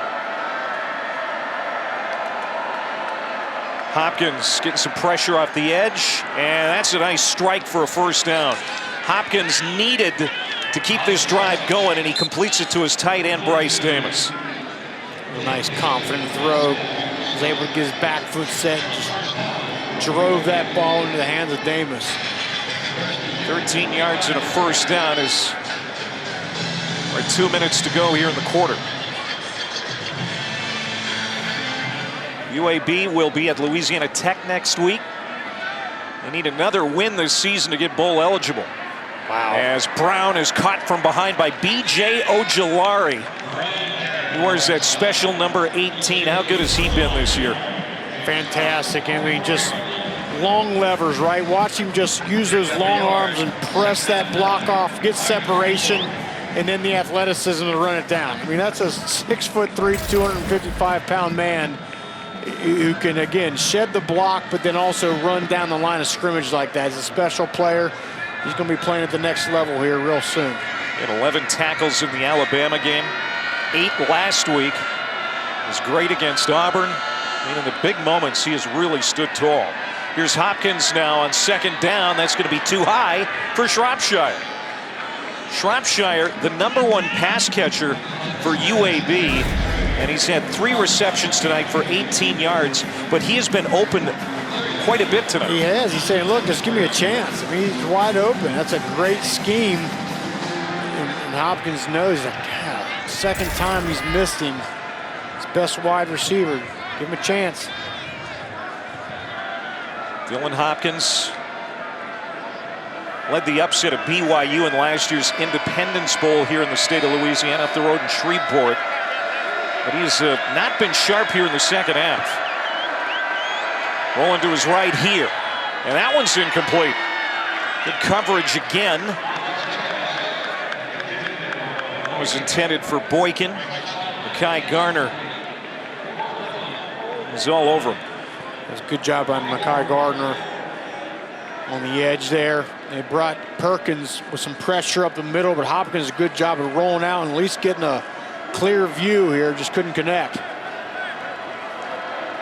We're going to keep the offense out on the field.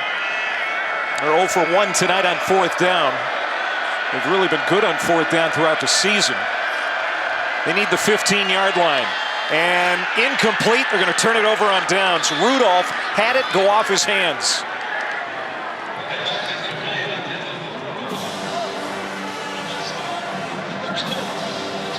And so LSU will have it with 56 seconds to go in the quarter. Well, the NFL returns to Mexico. Week 11 Monday Night Football coming from Mexico City. Christian McCaffrey and the 49ers taking on DeAndre Hopkins and the Cardinals. 8 Eastern, 5 Pacific on ESPN. Coverage begins with Monday Night Countdown at 6 o'clock. You said you saw Anthony Munoz in the Atlanta airport. He was on his way to Mexico City to watch that. That's right. I was on my way to Atlanta, connect to Baton Rouge. He was on his way to Atlanta to go to Mexico City. And the Hall of Famer, one of Cincinnati's finest, and just a true ambassador of the NFL. You're going to go check out that game. That's Jack Bash getting loose in the secondary for a big gainer. Jaden Daniels hitting the sophomore for a big play of 29 yards. I mean, just a dime by Jaden Daniels. I mean, the complete opposite of the guy we saw last week. That's an exceptional throw in a very, very small window. And it takes confidence to be able to make that throw. And 5 is beaming right now with confidence. Daniels is likely going to have over 400 yards total offense here real soon. Go back to the ground. And John Emery of St. Rose, Louisiana, picks up 5 on first down for the Tigers. Might be the final play of the third quarter. Jaden Daniels needed a big night tonight. The offense needed a big night tonight. Brian Kelly was hoping that's what was going to happen, and so far that has certainly been the case, as LSU has a big lead going to the fourth quarter, 34-10, the number 6 team in the country here on senior night.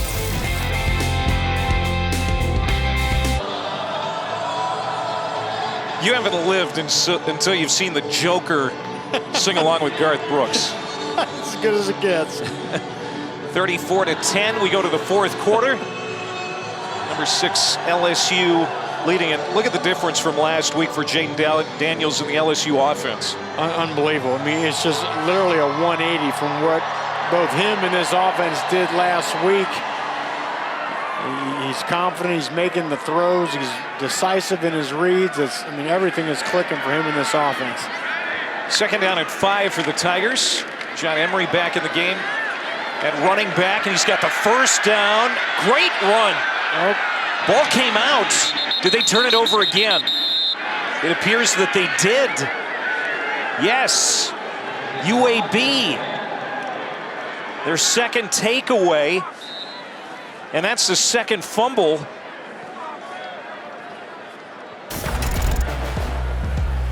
Damian Miller knocked it out. And the Tigers give it away here in the fourth quarter.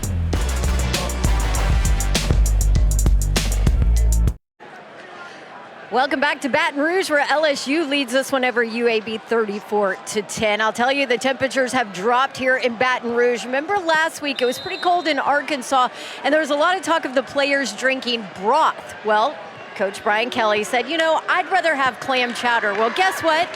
Whatever the coach wants, he gets. Oh, yes. This week they have clam chowder broth on the sideline. Gumbo. Hot chocolate broth on the sideline, coffee. But I'm telling you, this is real. I asked one of the players who came over and got it. I said, is that really clam chowder? He said, you know it is. Coach Kelly asked for it. Okay, what about the hot dog water? I don't know about that, Clay. I don't know. That's your stuff right there. Take that. See if that's any good. It's the name of a Limp Bizkit album, right? You guys don't remember that. Brian Kelly takes care of his guys, too. Look at all these snacks they got. Well, if you're playing the way they've been playing here in the last couple of weeks, you can do that. Well, UAB has made a change at quarterback. Jacob Zeno is in there now to run this offense. We got a little cookie monster there running the camera. Yeah, Zeno's a little bit more of a dual threat guy, so expect him to run around a bit. I just think they need just a change up right now. And Hopkins started off on fire, but the last few drives he hadn't been able to connect much. The Baylor transfer on 3rd down and 5, looking to throw. And he's hit, and that's going to land incomplete. 4th down. So LSU turns it over on the second fumble for John Emery, but the defense comes out and gets a 3-and-out. John Emery, a couple of fumbles tonight. That's not a good sign for a running back room for Brian Kelly that isn't very deep right now, because you've got Josh Williams, who's a little nicked up. We haven't seen him tonight. And Amari Goodwin is out for the year. Yeah, I mean, second fumble, you got to think that Brian Kelly is saying, you know, coming down the stretch here, we can't have that. Now, Noah Kane has just 32 yards on the night, but he's got 3 touchdowns. So maybe now he moves into that second running back role. Gregory Clayton fields that on the hop, and he stopped short of the 15-yard line. So LSU has it. 13:20 to go here in Baton Rouge. Comfortable lead for the Tigers.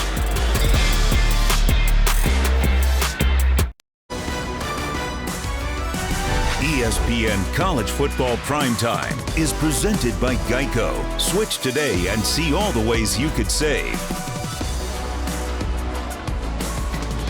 Here's Mike the Tiger relaxing. That was obviously shot yesterday because the weather was good yesterday.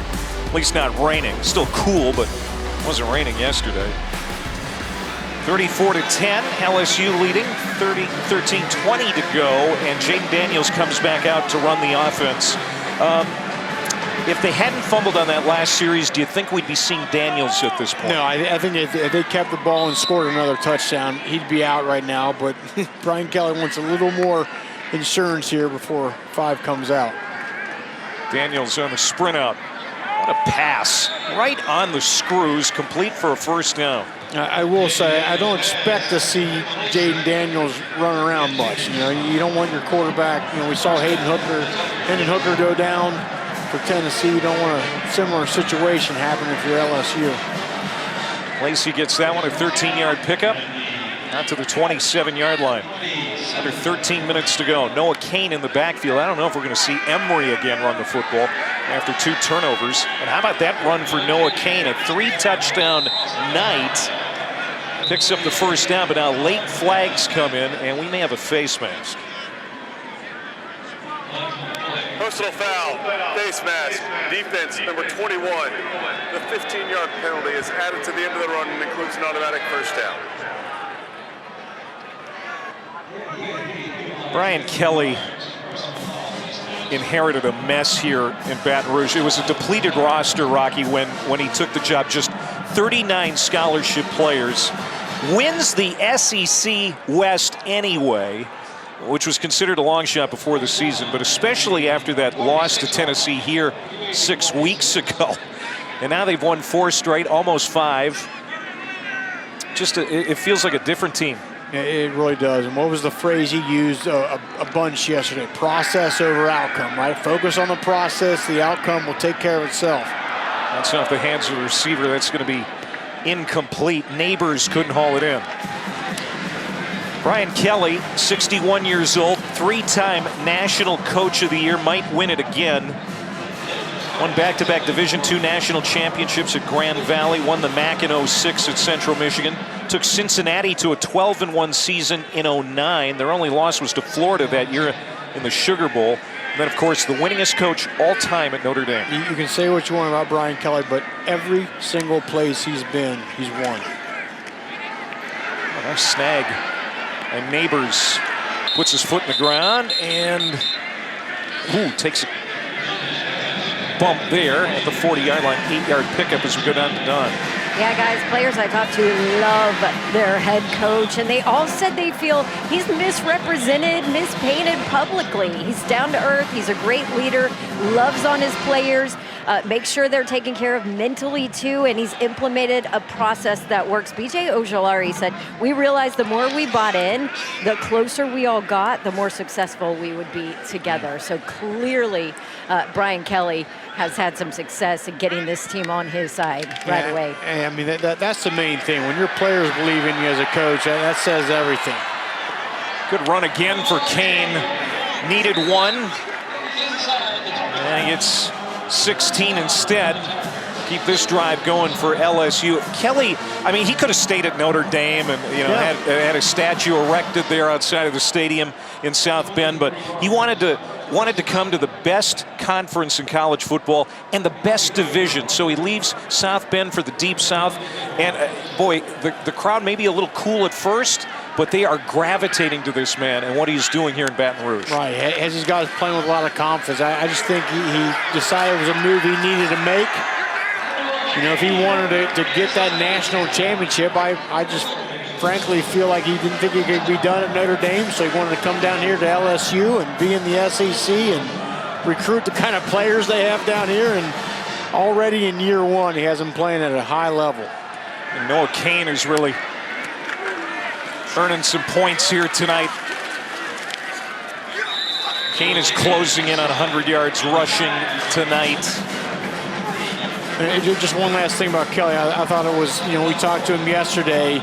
He talked about his early coaching jobs at Grand Valley State and Central Michigan. He said, look, we're allowed time to rebuild this thing. He goes, that's a thing of the past. You got to come in and win win right now. And it started off kind of shaky, but as that process is taken over here at LSU, he's winning early now. Yeah, those days of fan bases being patient are long over. Ain't happening. Especially in this league. Oh, pop pass, incomplete. Daniels wanted the tight end, Cole Taylor.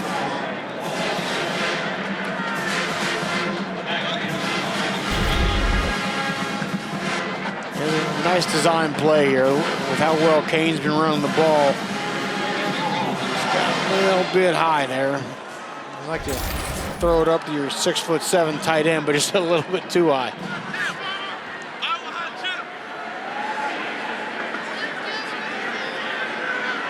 LSU only once has been denied on third down. They are 9 of 10. Daniels all kinds of time as he's had all night, and that is caught. Brian Thomas, 4th receiving touchdown this year. And that might be it now for Jaden Daniels. I think Jaden Daniels has been reminded tonight, if I just give my wide receivers a chance, they're going to make a big play, right? Get in the vicinity. You got so much talent on the perimeter here for LSU. Just get the ball around them. They're going to do the rest. I mean, he puts that ball up there a little bit high, but he knows Brian Thomas has the wingspan to go grab that thing.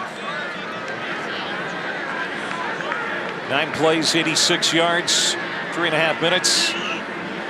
Brian Thomas, touchdown grab. As Ramos hits this extra point. Jaden Daniels, 15 passing touchdowns on the year now, and he is just shy of 300 yards through the air tonight. 41-10 by you Bengals. Who's gonna stop me now? Oh, what a night. Yeah. The College Football Playoff Semifinals and the College Football Playoff National Championship on ESPN.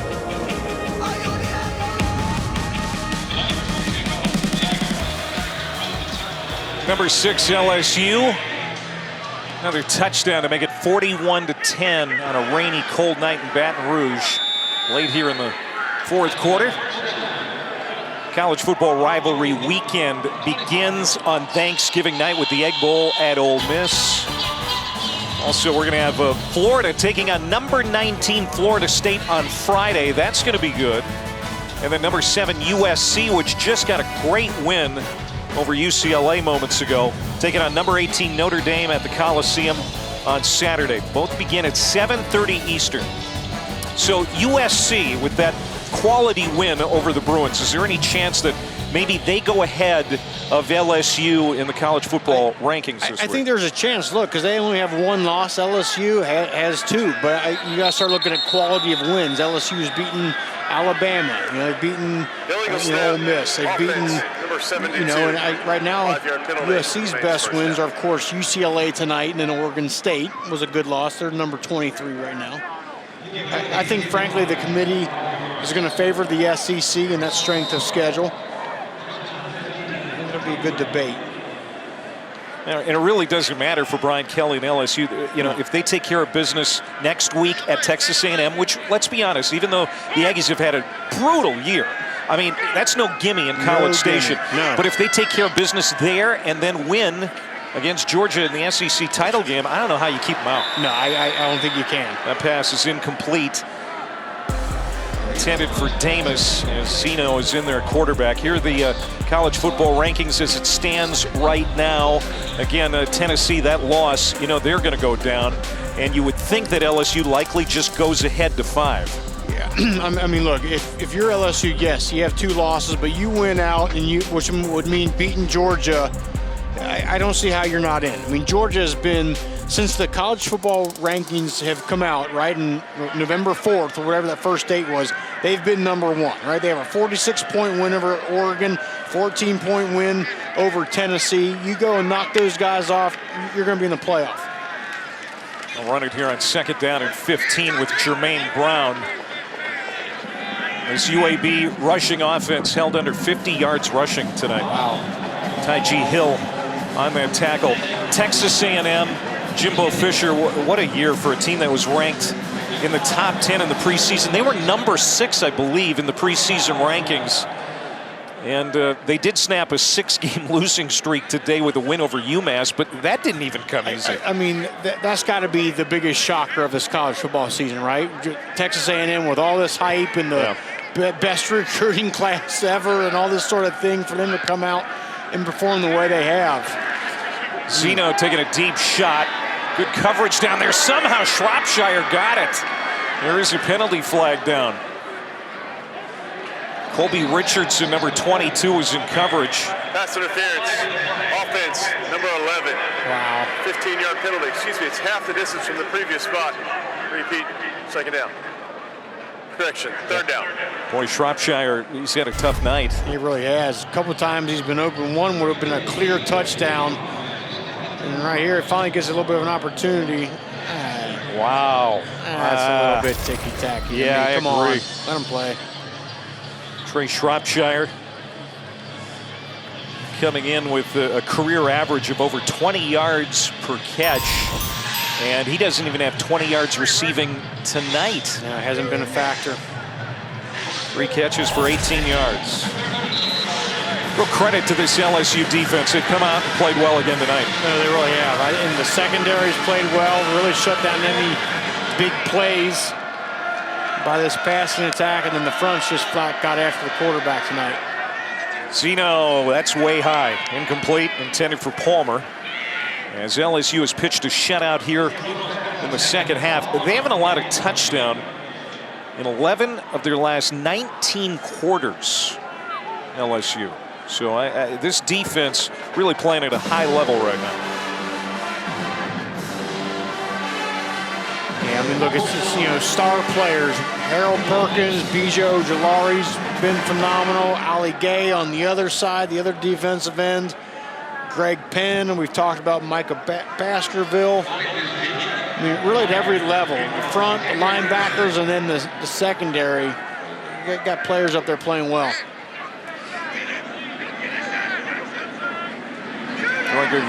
Clayton's going to slip down on the wet turf. And LSU will have it. Chance to burn up some clock here with a big lead late in the fourth quarter.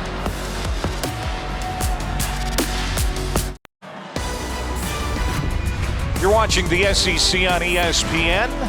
Clay Matvick, Rocky Boyman, Don Davenport back here in Baton Rouge, 41-10. Number 6 LSU cruising here in Baton Rouge. There's Jaden Daniels. His night is complete. Going to have 400 yards plus total offense. Mission accomplished, right? Get him back in the flow, get him in rhythm, you know, get his confidence back up, and I think all those things were accomplished tonight. And now they're going to turn it over to Garrett Nussmeier, the backup quarterback. And we're going to see a lot of the reserves for the Tigers. And I think that would have been a nightmare tonight for LSU. Okay, yeah, they come out and maybe still get this win, but Jaden Daniels doesn't play well and doesn't look in sync and doesn't look confident. You know, you got a couple game stretch here next week against Texas A&M, and then of course against Georgia. You need your quarterback playing his absolute best at this time of the year, and he looks like he's playing pretty good right now. Derek Davis had that last run out to midfield. Give it to him again. So the biggest news in the SEC tonight is that number 5 Tennessee gets upset by South Carolina. Well, even though UAB was right there in the first quarter with LSU, that's not going to happen here to the Tigers, and maybe they go to number 5 in the college football playoff rankings on Tuesday. We'll have to wait and see. I think it certainly could happen. Now, again, the argument is both teams are going to have 2 losses, both Tennessee and LSU, and Tennessee beat LSU. But, you know, I think there's consideration for, you know, how you evolve as the season goes on. And right now, you know, LSU seems to be going on the upswing, and just that bad loss by Tennessee today, especially, I think that the health of their quarterback, Hendon Hooker, is going to play in the minds of that committee as well. But I think you can make the case that LSU is maybe on the upswing and Tennessee on the down. I wouldn't be shocked to see Tennessee fall 3-4 spots, really. That's a bad loss. South Carolina was having a hard time, you know, moving the football this year, and Spencer Rattler went off tonight against that defense. 62-31. I mean, that's, that looks ugly. Nick Dima's now in the backfield. Another reserve running back for LSU as the starters are done for the night. That's a first down for LSU. So next week at Texas A&M, and then a trip to Atlanta and the SEC title game. Of course, the last time that LSU went to the title game, 2019, won a national championship. That worked out pretty well. Worked out pretty well. Behind Joe Burrow, transferred in and won the hearts and minds of LSU fans, and was just I mean, literally the best quarterback seasons in the history of college football. Now playing very well for the Cincinnati Bengals, my hometown. Nussmeier gets it to Jack Mashburn, the tight end. Garrett Nussmeier, second year as the primary backup. Last year he sat behind Max Johnson, but then was held out of last year's bowl game to preserve his red shirt. Remember, LSU started a wide receiver against Kansas State in the bowl game, Kirkland. And Nussmeier held out of that game to keep that red shirt intact. And Kirkland actually threw, I think, 3 touchdown passes in that game. Yeah, played well. Nussmeier's a guy, he's a great deep ball. I mean, he's another one of those guys, not afraid to throw it downfield. I think there's the need to do that here tonight, though. Demas straight ahead, no gain, so it's going to be third down here for LSU as we go under 5 minutes to play in Baton Rouge. Tigers going to be 9-2 on the year, 7-1 in the SEC. To their 5th straight win.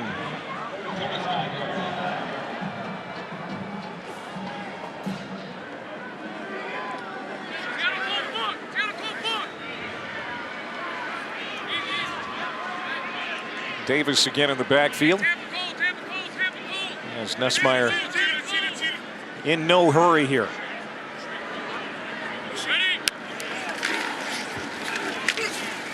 Davis tripped up in the backfield. Another thing too, that UAB running game completely a non-starter tonight. Really nothing to speak of. McBride did have that one rushing touchdown in the first quarter, but that drive was a short drive because of the great kickoff return. They really never sustained that ground game. No, never did. I mean, it came out and had success with the pass game early as well too. But I mean, you had 2 running backs. Brown and McBride came into this game averaging 230 rush yards per game. It just has not happened tonight. 4th down here. Nussmeier. That's tipped and incomplete. And UAB will take over on downs. Hey, kick off your Week 11 NFL Sunday with the Countdown Crew at 10 a.m. Eastern, 7 a.m. Pacific on ESPN and the app. Matt Hasselbeck goes all access with Patrick Mahomes and Andy Reid. Plus Justin Jefferson and the game's greatest wideouts, breaking down the art of the one-handed catch. Speaking of Justin Jefferson, his teammate, former LSU Tiger Patrick Peterson, 2 picks last week against the Bills. Josh Allen helping those Vikings get out to a really good start this year, and only got 1 loss. Patrick Peterson, what, his 12th season? I mean, yeah, guy has just been phenomenal.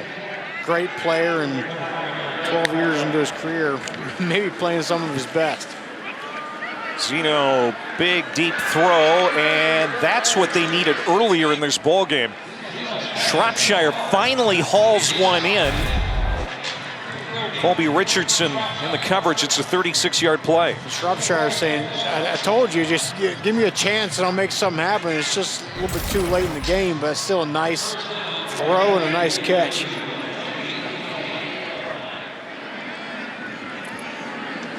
Fourth catch for Shropshire tonight. Now Zeno out in the flat. He's caught and driven down at the 16-yard line. It's the tight end. It's a 12-yard pickup.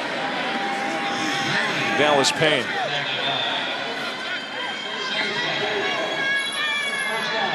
Brian Vincent, interim head coach. It was Bill Clark during the dark days and then the resurgence after the program was shut down for a couple of years. Bill Clark retiring in the summer to take care of his back issues. Now Brian Vincent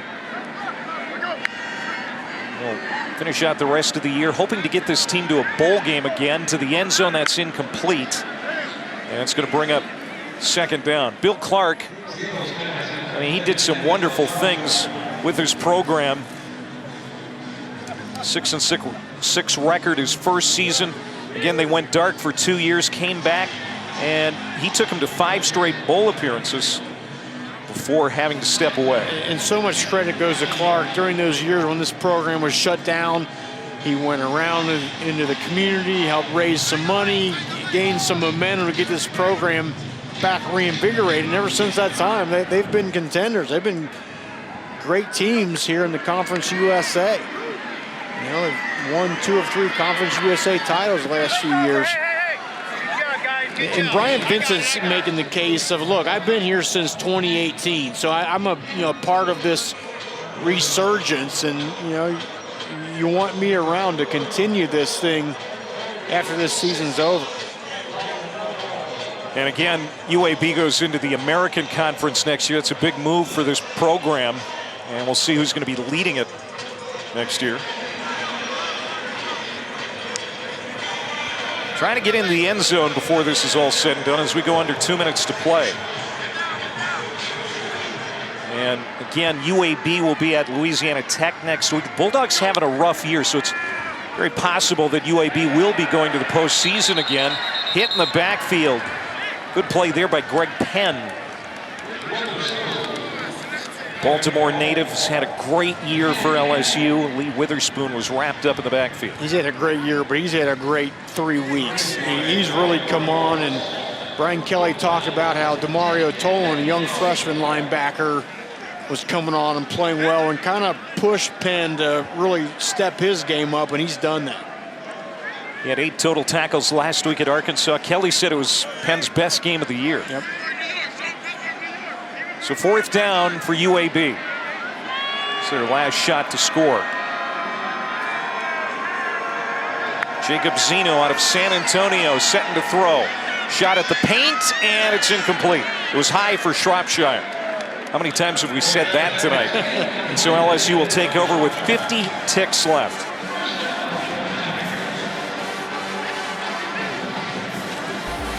Nine wins for LSU. And November 5th against Alabama, this was the touchdown run by Daniels, and then the decision by Brian Kelly.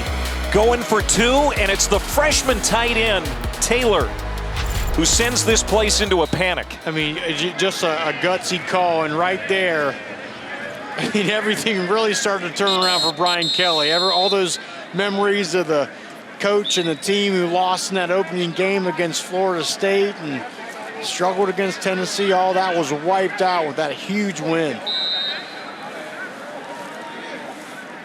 They stopped making fun of his accent about that time. Yeah, they did. Yeah, and look, he got a lot of flack for that, and maybe deservingly so, but I think he kind of went away from some of that public stuff and just focused in and hunkered down on this team, and it's really, really paid off. There's Davis again on the run. He'll get it to the 20. I mean, you said it before. You've known him for a long time as a Notre Dame alum. You've been close with him over the years. He was in Cincinnati, your hometown, for a long time. You've said it before. He's been a winner everywhere he's gone. Every single place he goes, and every coach I talk to, from high school coaches in the area to college coaches, every one of them says he's one of the smartest football minds I've ever been around, and he's really doing a great job right now with this program. They just got to get a win in College Station next week, and then, I don't know, we'll see what they can do against Georgia. Yeah, certainly they're not going to be the favored team in that SEC title game, but anything can happen. It's been a great year for the Tigers as they get another win here tonight over UAB, 41-10. They're 9-2, 6-1 in the SEC. Going into that final game of the regular season in College Station. Jaden Daniels over 400 yards total offense. For Rocky Boyman and Don Davenport, I'm Clay Matvick. College football final coming up now. ESPN thanks you for watching this presentation of the Southeastern Conference.